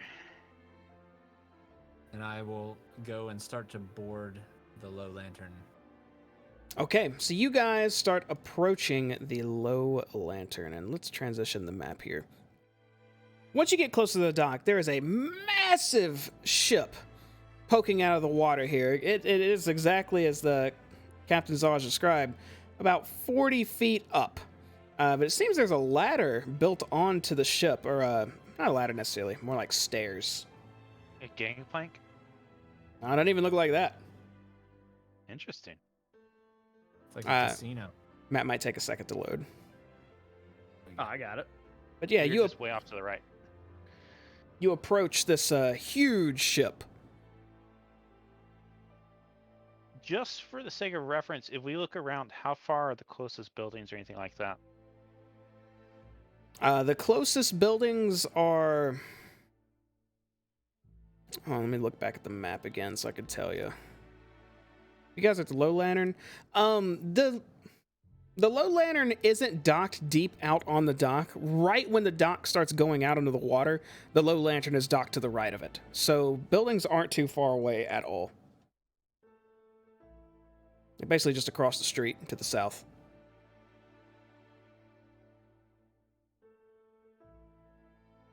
I guess we're waiting for Hayes to lead us in. Elgin, Sir. if you would lead the way up, please. Make sure there's no ruffians up there waiting to steal my chicken. I'll begin taking the steps. And I'll follow him. Elgin, once you get up And- here, immediately on the middle, I don't know what it's called, raft, shaft, it holds the Mast. sails. Mast, yeah. There's no sails on this thing, but at the top is perched what looks to be a raven as it leans down towards you and starts going, caw, caw, like at you. Almost like you're annoying it just by being here. You also, Probably upset because its brothers or sisters are in this very bucket. Shitbird. you notice on the top of the ship, there's dead seagulls around, about 3 or 4 of them. We also don't see anybody, do we? Nope, Like it's just us. just you guys. Okay. And what should be a trash bustling bird. tavern, right? came at the right time. Either we beat the rush, or this is a trap. I look up at I'm the leaning raven. towards the latter. Trash bird, what's happening here? I'm holding my bucket of chicken. I'm gonna, just for curiosity's sake, I want to look around. Sure. And I'll cautiously, and I'm gonna play it up a bit as though I am some sort of like well-to-do person, and just kind of look more nervous than I actually am, following Elgin around like, everything is good here, right? As far as I can tell, I want to make a perception check. I want to see like if like I want to see if I notice if anything's unusual, or see if I notice that like I'm trying to see if I have any signs that anyone's even on this boat, like just or whatever. Okay. Go ahead and make a perception check for me. Also, there is something you should all be able to see now from where you moved to. I'll go ahead and just read this out. The main deck of the old ship features wooden steps that climb to the forecastle and aft castle, and another set of stairs descending into the ship. There is a padlocked wooden hatch fitted with windows that act kind of like as a skylight to the decks below. That's those two wooden hatches you see there. And down below, you can see a tavern proper. Looks like a whole crowd down below. Let me see what you rolled here, Elgin. 12, that's good enough. So, kind of checking around the top of the ship to see if anything weird is here. You don't find anything too out of the ordinary, but it does strike you as strange that there's seagull bodies just laying here. And when you take a closer look at them, it looks like they were all stung to death. Stung. Mm-hmm. By like insects? Looks like they were stung to death. Hey, I mean, there's different things that can sting. Very true. I think I'm going to go out on a limb Interesting. here and use a spell. I'll lean in towards Elgin. Bees. I couldn't do it. I'm trying to channel my Nicolas Cage. Not the bees.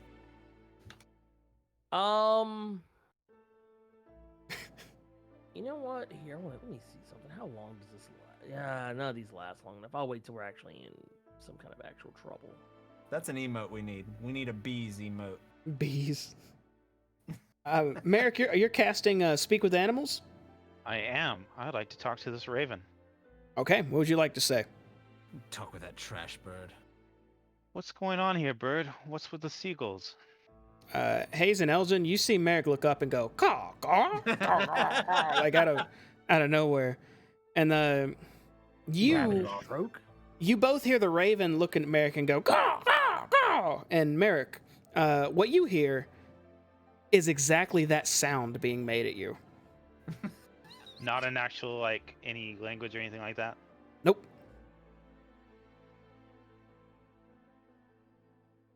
I wonder if this is not really a beast then. Interesting. Maybe that's not actually a beast and that's some sort of familiar or something?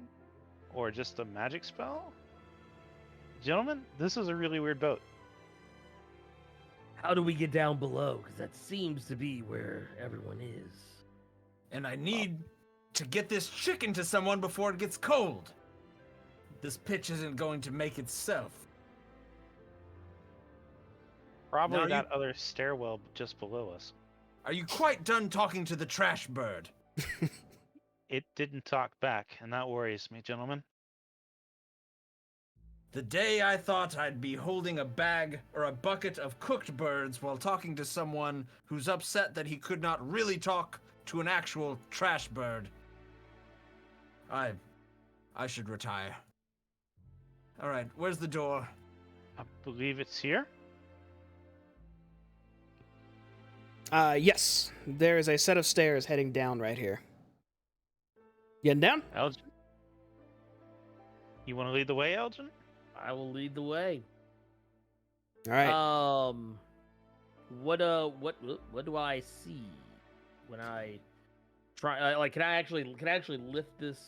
Or you said there's something that like a little, I guess a gate that's blocking it, or can I just go straight down? There's a padlock locking the two, what have been converted to windows. You're looking down right now. That technically could get you down, and then there's also stairs just a little bit to the side of you that lead down. Well, I'll do that instead. I'll take the stairs that lead down. Okay. You head on down the stairs, and once you reach the bottom, you see someone standing to your left almost immediately. They have their arms crossed, just kind of leaning on the wall, and they see you approach and just kind of just give you a nod and go back to just minding their own business. And I'll follow him with Merrick behind me. Okay. As you try to go downstairs, Elgin's standing at the bottom of them. You can't get past him at the moment. Oh, yeah, here you go. I'll scoot over a little bit. Watch your steps, sir. All right. I'm gonna kind of make my way through. I'm gonna give everybody the scowl. Elgin, as you back up. as you enter in the room and give everyone the scowl, a woman at the bar turns to you with a crab on her shoulder, and she looks up at you, even though you're scowling, smiling, and says, "Well met. My name is Larilla Thundreth, but folks around here call me the Captain. If you're thirsting for a beverage or looking to gamble, you've come to the right place, but watch your step. Things can get pretty messy around here." I kind of look at her. You're quite forward. Do you greet everyone like this? Absolutely. I got a easy motto to follow. You got folks to kill or want to fight? Have fun, long as you pay for the damages. And she grins at you.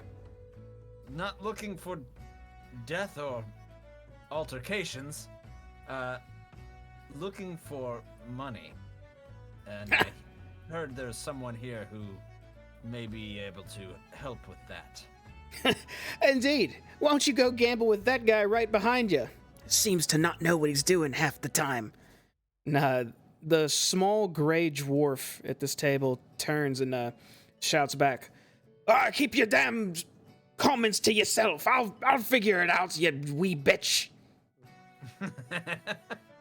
And turns around and goes back to gambling with another character at the table. Elgin, perhaps you can verbalize this more aptly than I. Sure. What am I verbalizing? I got this, boss. I'm gonna step over and go, "We heard there was possibly a moneylender that frequents the establishment. That's who we were looking for. I believe his name..." More suckers, huh? The man you're looking for is downstairs. Emmerich is downstairs. Aye. Sometimes he tells people he runs the place. Bit of a lie, though. I run the place. I just let him rent out some space. Understood, ma'am. I appreciate the tip. Thank you. And we're not suckers. Thank you very much. We're going to be rolling in money once people get a taste of this. And I hand her a chicken piece from my bucket. Oh, chicken, huh? Heavily fried. She takes a bite of it. Ooh, that's pretty damn good. Where'd you get this from? We made it. This is HFC. HFC? Hayes Fried Chicken. Hayes Fried Chicken. Who the hell is Hayes? You have the honor of talking to him now. And I'll point to Hayes. My bodyguard here is being quite generous. Hayes is my grandfather. This is his recipe. My name is Hilxas. Hilxus. And with his grandfather Hayes. Already getting a new story out of new blood in here. Well, do you want a drink? Perhaps after we seal the deal. Wise. Fine. Go and get your money. And good luck. She Don't turns sound too upset. Enjoy your chicken. she turns back around and sips on her ale. Captain, one last question. Hmm? Anybody a bodyguard like me should look out for, known to cause trouble? Yes! And she just waves her entire arm at the southern end of the ship. That short one there'll stab you if you try to cheat him. That fella in the back, he's an off-duty flaming fist guy. Bit of a douchebag, if I'm not mistaken. Those two to the south, drow. Come from the Underdark. God knows what they're up to. And there's more and more to talk about. Which one are you most worried about? Underdark, you say? That sounds interesting. I may have to chat you up after we finish this business deal. I've got nothing but time. And hopefully soon I'll have nothing but money to spend on beers and wines. Sure. And I'll rejoin my buddies as I assume they're actually starting to move towards the door. Well, let's see. Let's keep it pushing. Okay, so you guys are heading down another level. As we're heading down, I'll kind of turn back to Merrick and say, "What's up with the trash bird you were talking at up there?" I don't know, but I'm not sure it was a bird. You think they have a shapeshifter? It didn't understand normal bird speak. As we go down, do I notice windows in that middle floor? The floor you just left, yes, there were windows. Okay. I know that I see there's none here, so. When you head down to this floor, let me tell you what you see. So this entire deck is lit by oil lanterns hanging from, it looks like an 8-foot high ceiling by 1-foot long chains. This is a windowless deck, but it looks like it has a bar and some couches and coffee tables where patrons can do what they do. Seem to be a lot of gruffer looking people down here too. A little bit of armor and weaponry to them. The guys that there's like 4 or 5 of, are they actually in like some sort of uniform, or is it just the same NPC that you've replicated for easy of gameplay? It's more replicated. They're not wearing the identical clothing. Oh, there's an Amber Alert. oh yeah, there is. Oh, I got 3 phones to tell me. Oh God! What happened? Dang. Okay. Yeah, I mean, I hate it both for my phone and for the people that it's happening to. Yeah, no kidding. So, they're not dressed in identical garb. They all look more like mercenaries. Or kind of like how you do. Almost bodyguardish. Okay, so it's not like the guards of the tavern or anything like that where they're all wearing this exact same garb. No. Thank you. I have to go let my dogs out. They're gonna rip the blinds off the back door if I don't. That's fine. But I will follow Elgin. All right. He will be my mouthpiece until I get back. I want to kind of scan the room, see if I notice anyone in particular who like. I know you say there's a lot of gruff types, but anyone in particular that would like stick out to me. Not right here. You are being stared at right now by 3 of these characters. As far as sticking out, I mean, they look like the type you'd expect to find in a tavern if maybe they were having to protect somebody. Okay. I'm gonna kind of make my way through, and as I pass, I'm gonna give them the same looks they're giving me. I'm gonna return them. When I step over into this area, I'm gonna kind of step in the middle of this. What's going on right here? And where's the money man? The figure on the couch right here turns and looks at you, Elgin, and says, "The money man. Ah, that would be me. You're here for business. Kshara, off the couch. Come here." And Elgin, you see a creature perched on this couch that looks really, really weird to you. Here's a zoom in of what it looks like. It's not something you would have seen before. That goes for all of you. A strange individual. This thing skitters off the couch and perches right behind the man. This man. Please, have a seat. And he turns around. Are there more of you? My I'm boss. And I'm yeah. a gesture at Hayes.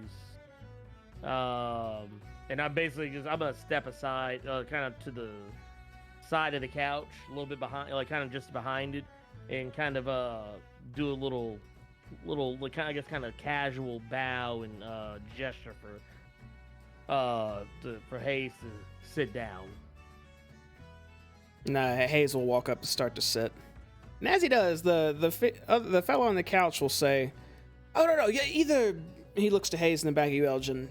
"You seem quite a bit more armored than your friend here. I'm assuming you're protection or a bodyguard of sorts?" I do what is required of me. "I see. I'm always so curious who comes to visit me. Bodyguards and business entrepreneurs alike. But where are my manners? I'm sorry, I should have introduced myself. I am Emmerich Van Thamper, at your service. And you have heard correctly. I aid those who wish to get a foot into Baldur's Gate massive door. And who are all of you?" Well, my name is Elgin, and I work for the boss. And I gesture at Hayes and say, "He's the boss." I guess until Hayes get back, I'll try to work around him here. And you, gentleman with the bow. Same as the big guy. Boss's orders are what we do. Wow, I am so excited to talk to the boss. You brought 2 men to escort you here. I assure you, you're in no danger. We merely are here to do business, of which I'm sure you are as well. Speaking of which, and who's carrying the bucket right now? Oh, is that Hayes? I am. Okay, in that case, sorry. You're good. He already introduced himself as Emmerich Van Thamper, and he was asking Elgin and Merrick to introduce himself, and now he's looking at you and says, "And they refer to you as the boss. May I ask who you are?" Ah, yes, my name is Hilxas. Hilxas. Well, pleasure to meet you, Hilxas. And he looks you up and down for a moment. Rough life, I'm sure, trying to be in Baldur's Gate and whatnot. Are you here to pay off some debts or need some assistance with it? I'm actually here to offer you an opportunity. Oh, is that so? And what might that be? I understand you're in the business of money lending, yes? That is what I do. And I assume you do so with interest, yes?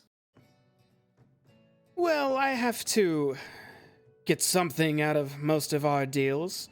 At this moment, too, this thing on the couch is looking at you, Elgin, and it hisses at you twice. To which Emmerich turns and says, No, Kasharis, just stay. Calm.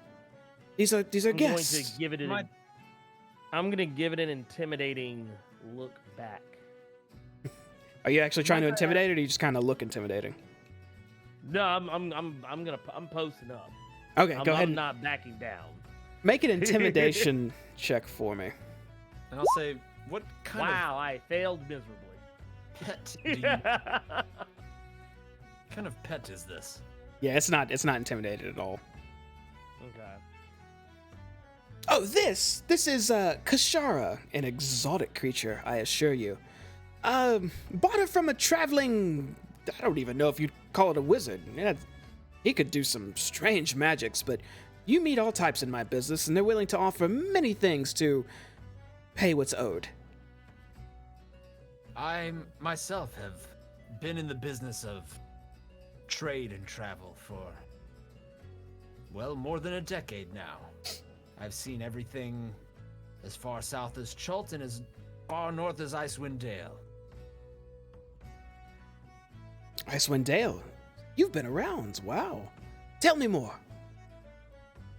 Well, I'll tell you what I've came here to tell you, and that is we are both in a position to make a lot of money. You'll have to excuse me if I say I've heard that before. We do live right under a gambling hall, and you could imagine who my normal clientele are. I'm sure Question. your ears are quite numb to the sound of that saying. Oh, wait, what's up, Merrick? While they're chatting, I'd like to look around the room to see if any of these other people, other than this creature thing, are giving us any mind now that we're sat. The one down here is glancing over at you. This one seems to be facing the bar. This guard has like a red ponytail and kind of has their hand resting on their face. Looks like they're kind of starting to fall asleep. Thank you. Sorry, Hayes, back to No, you're good. I'll say, and I've heard the same thing dozens of times, but look, I've told you I've sailed all over the world, and to be quite honest, I've made more than enough to retire. I could live here decently, probably in the lower city, but live a good life. But I not want to settle for a decent life. I want a great life. The hauls we made from Chult, from Icewind Dale, from anywhere up and down the Sword Coast, they brought in thousands of pieces of gold. Pieces that I saw a decent amount of, but when you're constantly traveling, it's not an inexpensive lifestyle. So I'm looking to settle down, plant roots, if you will. And when you are as well traveled as I, you're able to see things with a different perspective. You're able to taste and see, experience the different cultures. And I believe right here, in this very bucket, is the culmination of all of those experiences. I'll reach in and grab one of the pieces of chicken, and I'll reach it out and I'll extend it towards him. And I'll say, just try a bite. He takes the piece and sniffs it. And tell you what, roll I'll have you roll for the chicken. Make a persuasion check for me. A chicken check? Yeah, chicken check. Let's Check. see if this is gonna blow his socks off, or he's gonna quaint, or let's see where he goes. 21. Okay. He takes a bite of it. His eyes widen a bit. But he doesn't look like he's shocked, but he definitely looks a little surprised. My, that tastes exquisite. What, this is definitely chicken. What is this? It's a family recipe. My grandfather, Hayes. So I've dubbed it Hayes Fried Chicken. HFC for short. I'm looking to open a tavern here in town, right in Baldur's Gate, in the center. One where people from the upper city, from the lower city, can come and enjoy this multicultural recipe. All right, and you need my money to get started, I'd assume? I do, and I understand it is with interest. But Indeed I believe it is. this is an opportunity for you and I to make a whole lot of money. You're asking me to be your business partner. Well, not necessarily. Are you offering? No. I'm afraid I'd rather just keep to my own here and stick to the lending of money and collecting what I'm owed. being Good, part of because a... I was hoping to stay in the chicken game by myself, to be quite honest. Probably for the best. Good. What are your rates? I can offer you... And he tilts his head at you. 125 gold. 25% interest rate, paid back in a 10-day. You expect me to build and construct an entire or a tavern, an infrastructure, cooking utensils, hire people in 10 days? No. But I do expect it to start. I also expect that while your tales are extravagant, I don't know you. All I know about you is that you have chicken that tastes good. I'd be stretching it if I said I trusted you, but I'm willing to offer you this.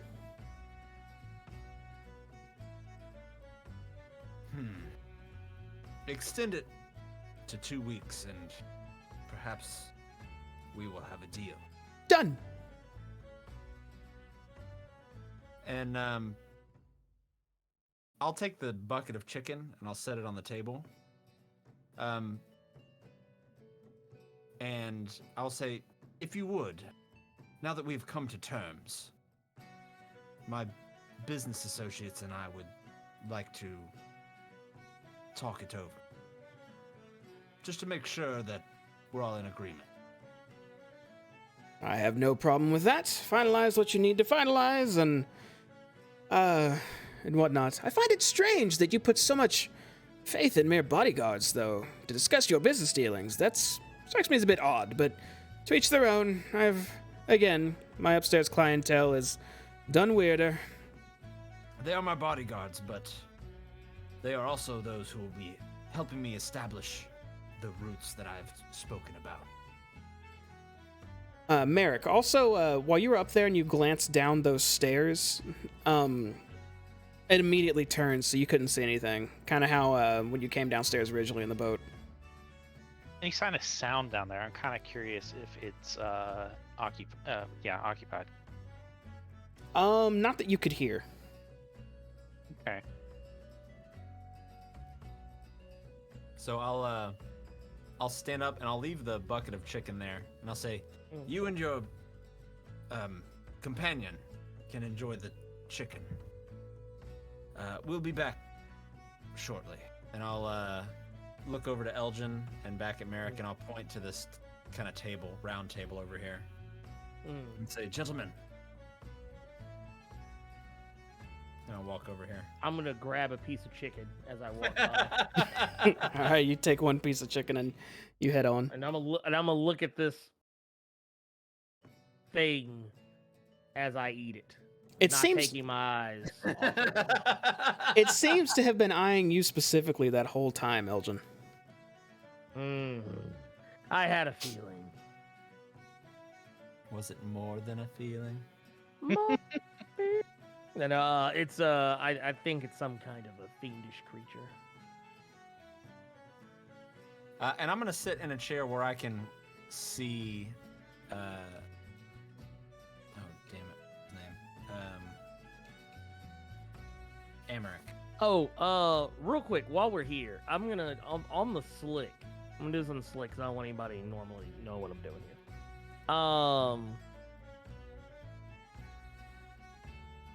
I want to use my divine sense.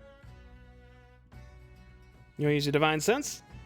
Yeah, I want to use my divine sense. I want to see if I sense any fiends or whatever on this boat. Go ahead and link it in the Roll20 chat. Oh, yeah. Here, let me get you. Bam. So, the way I see Divine Sense, I don't see it as a kind of a grandiose cast. I see you kind of just closing your eyes and looking down, and you can kind of, it's almost like a meditation, like you're reaching your mind out to these corners around you to detect this stuff. So I'm not going to make you do a sleight of hand or anything to do that. Okay. As you close your eyes and try to sense any undead or fiends, or what else can you sense? I can sense celestials and stuff like that too, but So I basically, don't any good think or that evil. creature's any strong good or evil vibes. Okay, so you cast your divine sense, and in the very close vicinity, you sense a fiend. In fact, you sense multiple fiends above you as well. Above me.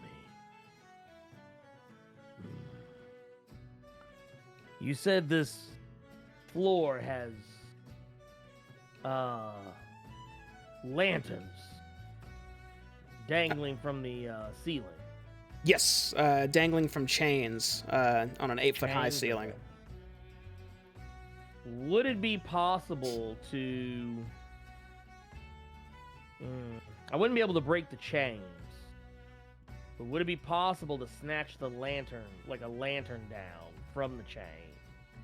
Like, are they like are the chains actually attached them, or is there like a No, they're like hooked onto platform them. or something? Okay. Is that the only thing lighting this room? Are there any lanterns on the walls?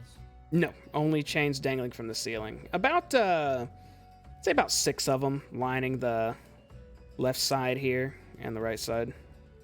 Elgin, what are you looking at? What's wrong? I know how I want to set this boat on fire. You say that out loud? I'm mumbling it. I'm mumbling it towards Merrick. Okay. Thought about that The too. delicious taste of our chicken, yes. This is only the mid. You said this is only the mid level of the boat. There's another level beneath us, correct? There's another staircase leading down. Okay. We don't know what else is on this boat. What is I on this know boat, for- Elgin? I'm gonna tell Merrick and Hayes both to kind of lean in. And I'm gonna lean in too, and I'm gonna say, that creature, it's a demon of some sort. A foul beast. And there's more of them above us. Well, The floor that we came from. Not on the chandeliers. No. Something tells me the people above us either aren't what they appear to be, or we have more of those little imps watching us. Well, Maybe that bird wasn't a bird. That is also my guess. the person we're here to interrogate is sitting there.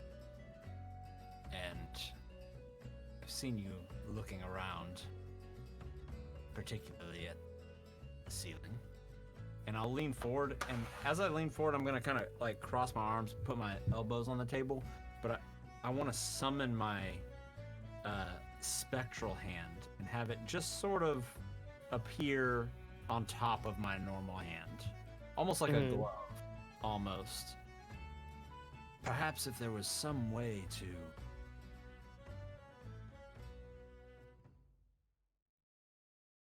have a lighting malfunction.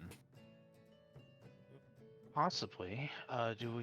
Maybe I should go and get a breath of fresh air while we think over this business deal upstairs? Bet it's nice out there on the water. As You you're never know what you might see. discussing this, this bird walks up to you and quite loudly next to you shouts, "Want some drinks? Drinks taste like shit. Want some drinks?" How much are your shit drinks? Shit drinks. Shit drinks. 3 silver? It's not worth it. 3 silver. I'll give you 1 silver. I have an idea. After you say Um, 1 silver, the creature just walks away. No. I want 3 of those. Shit drinks, you call them. I want 3 of those. And he holds out his hand. All right. And I'll give him, let's see, what is it? 3 silver apiece. Mm-hmm. I'm just gonna flick him a gold. Yeah, give me that gold. The Kinku takes the gold and turns and goes back to his bar. Starts pouring some stuff. All right. These shit drinks. I think we can make use of these, gentlemen. What are we planning? Because it looks like nothing we've planned so far has gone the way we expected. I really think we ought to think this over. The Kinku sets the drinks on the table, then walks away. Thank you. And I'll say Merrick. very loudly, real quick. So he said 25%, 2 weeks, and then I'll just put my head back down and look back at you, Elgin. Yes, yes. Could be a good deal. And I'm gonna kind of mumble under my breath to Merrick. You can produce flame at will. Yes. It can get hot in here with that spicy chicken. Then my plan is perfect. Our carriage is waiting up front. We take these shit drinks with us and we share them with some of the lads in the room. And maybe a extra spice with those drinks that you could produce. That would make this room full of friends less. More lively. You all can Yes. hear Amric chuckling a little bit. Mm-hmm. Does he look like he's paying attention to us? Because I figure I'll glance over when I hear laughter. He's turned around petting Kashara right now. Well, he doesn't seem to be paying us any mind. This is our only opportunity.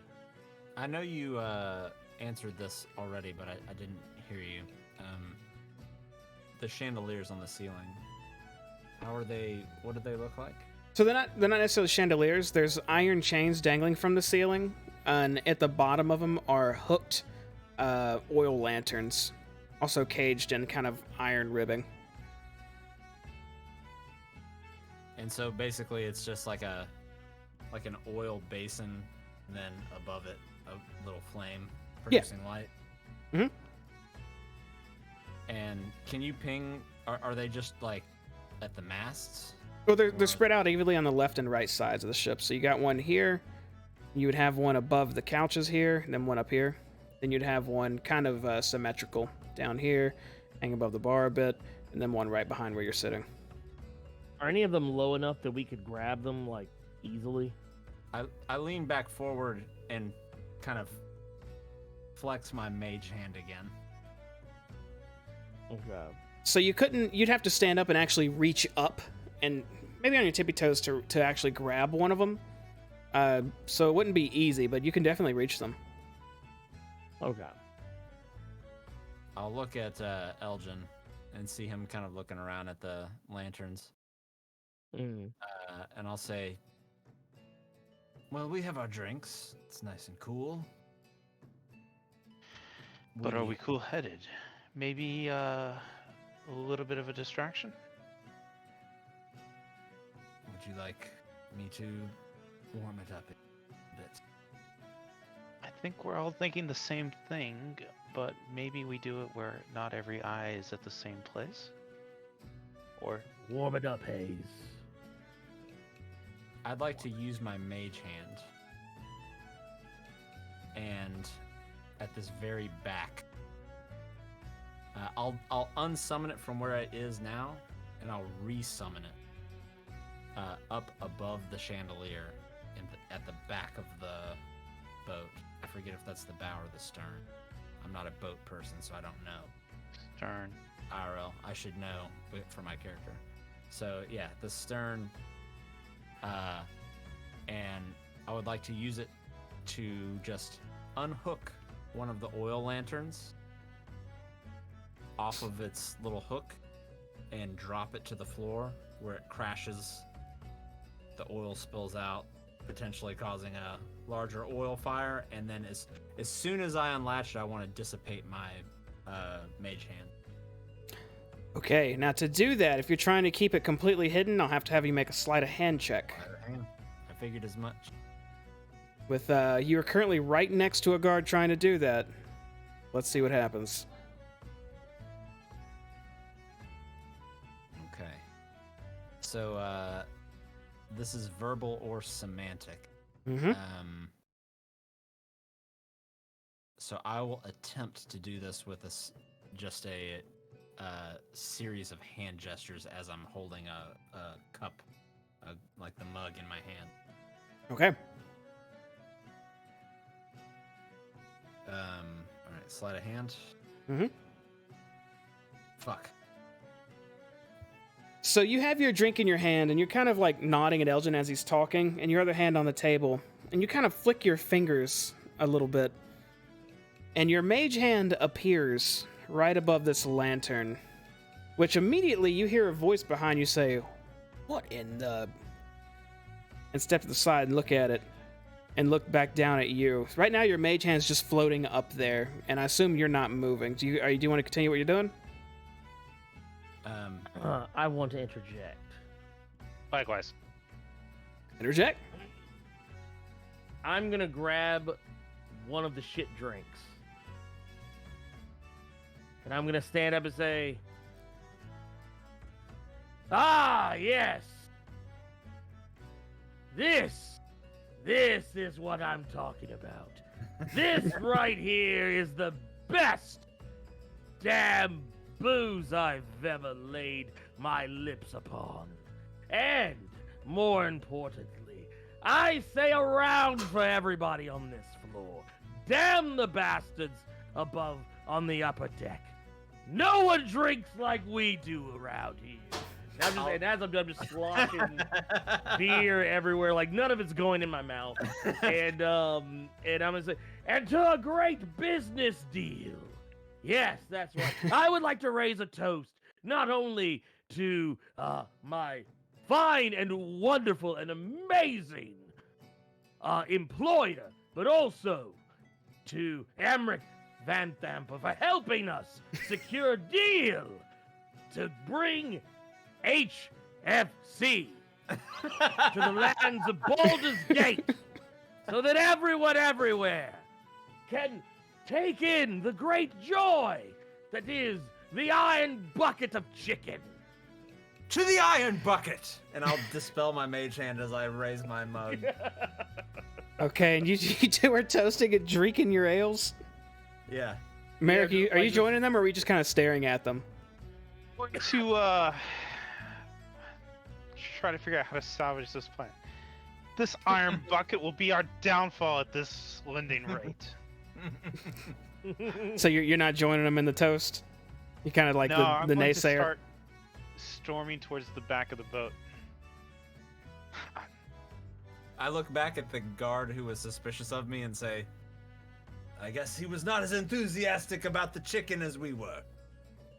Amrick's kind of looking over at your table, like with a brow raise, but listening to Elgin's speech, just lightly chuckle to himself, and looks to you, Merrick, walking to the back. Elgin and Hayes, make a perception check for me. Gotcha. 18. Okay. Both of you toast and you go to sip your ale, but right before you do, you take a nice deep breath, and you can smell something's in here that's not supposed to be. Something that smells like it could be very harmful. I'll do the thing where I, like, kind of pretend drink, but don't. Mm-hmm. Absolutely delicious.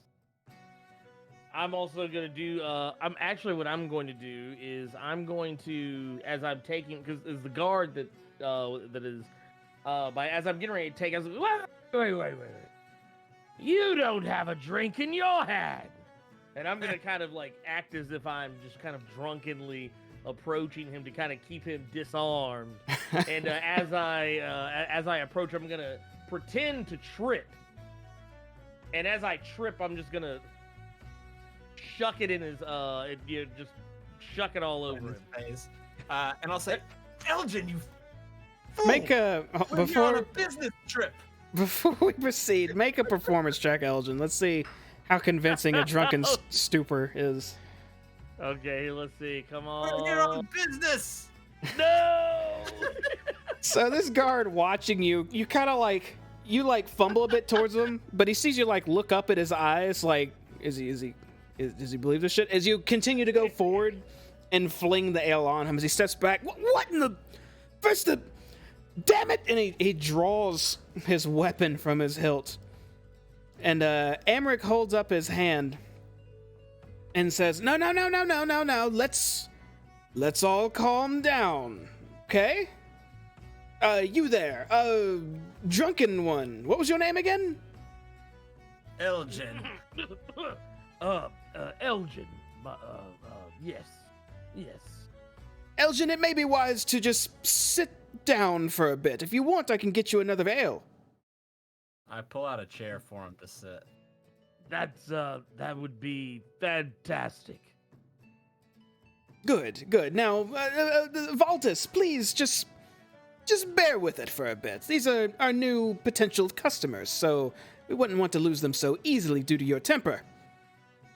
And Valtus my apologies. I legitimately tripped. I meant no harm.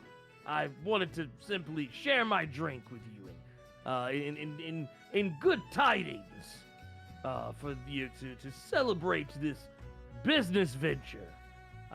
You looked as though you could use a drink. You looked unbearably parched.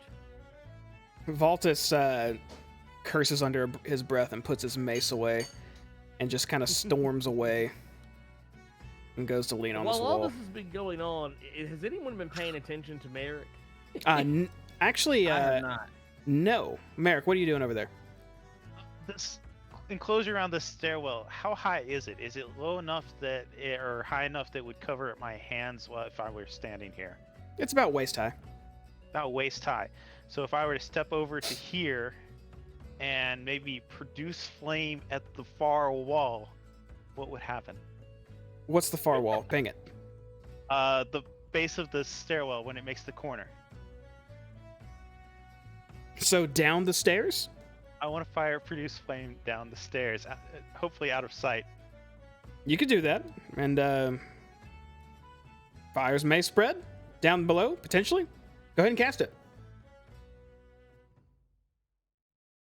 Okay.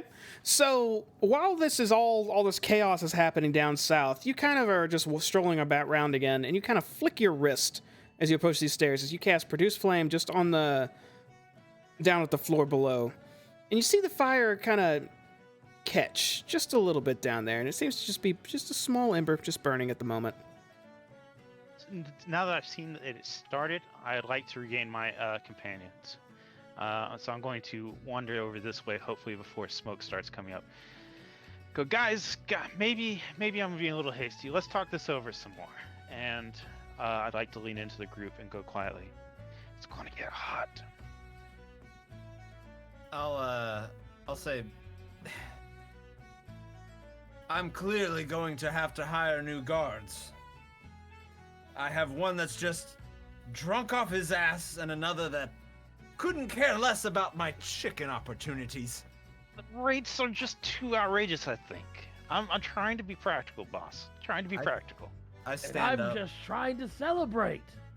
I stand up and I say, I appreciate both of your opinions, but I must make this choice. And ultimately, I say we build the chicken store. And I march confidently back over and sit down on the couch, and I just look across at Amric and smile. A wise choice, and I hope it succeeds. I'm sure you look like a tiefling who can handle himself and money and other ventures. As he looks at your side and sees that you're armed and the kind of robes you're wearing.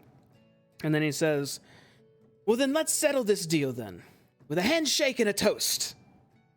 And he has he picks up his mug off the table in between you two and has his left hand and holds out his right hand. He's holding his mug in his right hand? He's holding his mug in his left hand, but he's extended his right hand to you. Okay.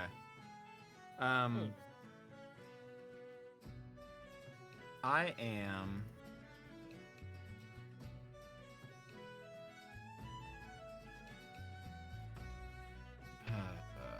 He kind of tilts his head at you, with a toast. Right. My apologies. I don't normally drink on business deals, but I will extend my hand. But I suppose if this is what's customary here, I'll pick up my mug and I will take it. And I assume I smell the same stuff that I did before. You do. And again, I'll just take it. I'll grab his hand, and I want to watch for him to take his swig, and I'll take my quote-unquote swig at the same time, but I'm gonna tilt the glass, but not enough to actually take any in. Okay. As Hayes is doing this, I'm gonna come up, and I just want to, like, pat Hayes on the back. Okay. And make a performance check on my drink. Actually, yeah, he's looking at you intently, but go ahead and make a performance check. Okay, so you take a sip of this ale, and he takes a sip of his, and he, after he lowers his mug, he kind of just stares at you for a moment, smiling. And what I want to do after smelling that, I want to kind of, if I can play this into my performance after Elgin kind of pats me on the back super hard, I want to start coughing. Just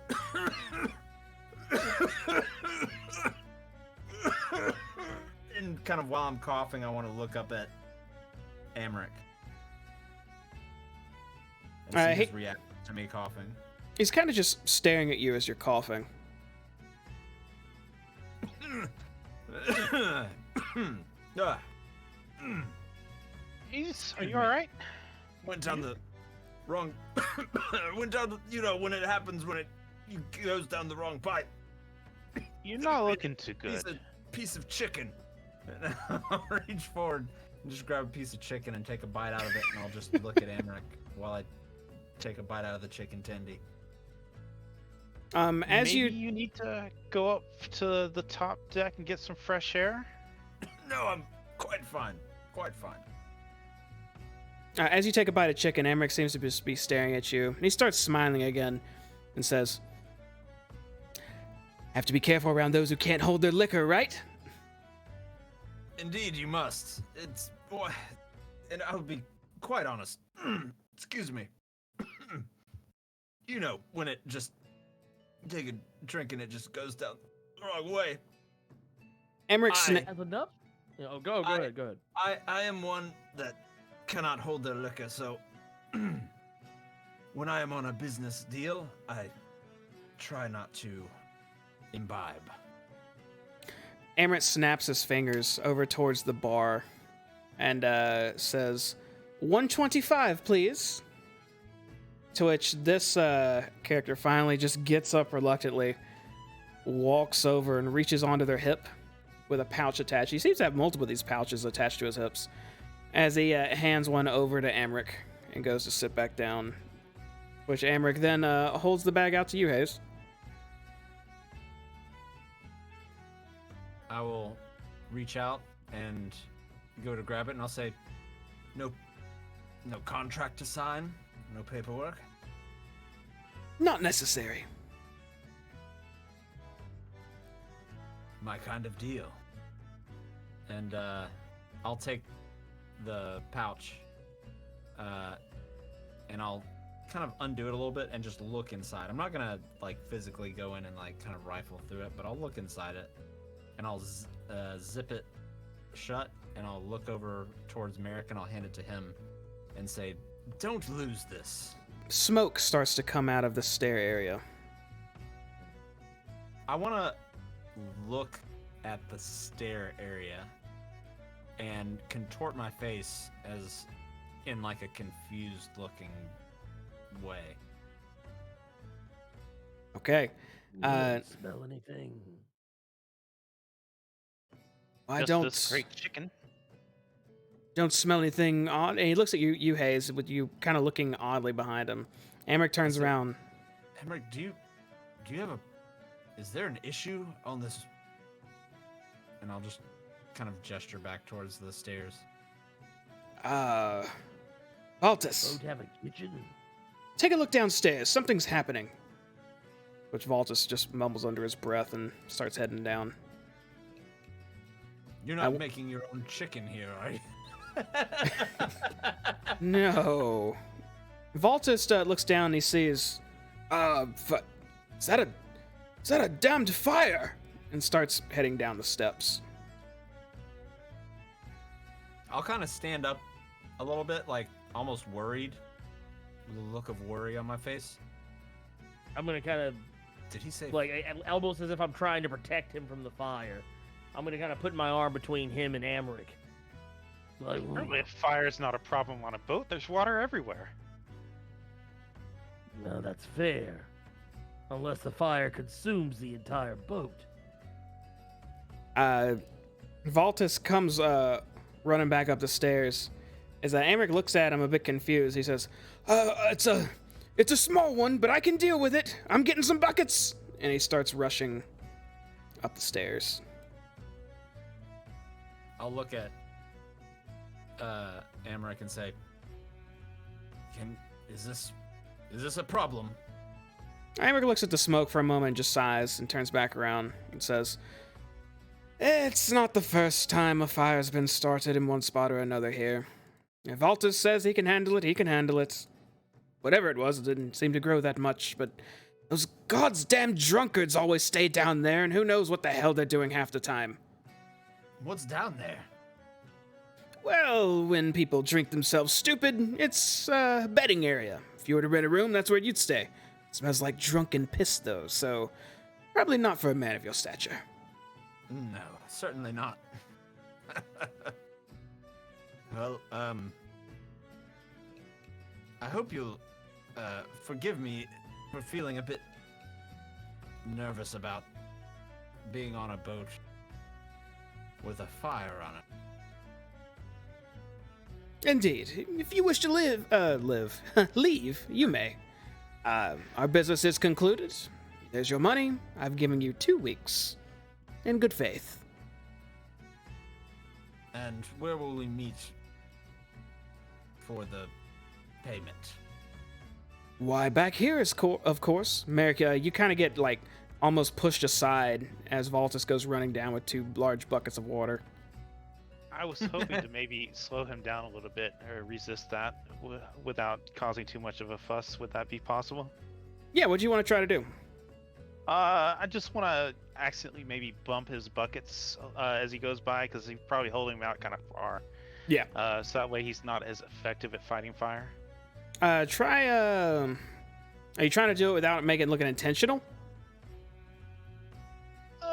Yeah. Okay, go ahead and make a sleight of hand check. Okay. As he's running past you, you try to stand in the way a bit more. As he tries to kind of just brush past, you actually take your arm and you almost just shove one of these buckets as he's running by. And he spills a good chunk of water. As he passes you, he turns around and he yells, You did that on purpose! But Watch where you're going. he's kind of walking back as he turns around and just runs down the stairs. And Amric's kind of just glancing over at you, Merrick. The Opus Brute ran into me. Well, if your business is concluded, he motions his head behind you, Hayes. Right. And I'll kind of stand up and I'll say, it was a pleasure doing business with you, and here's to making lots and lots of money. Indeed, and may your fortitude bless you on your adventures. Indeed. Before too long, you'll call me the Colonel.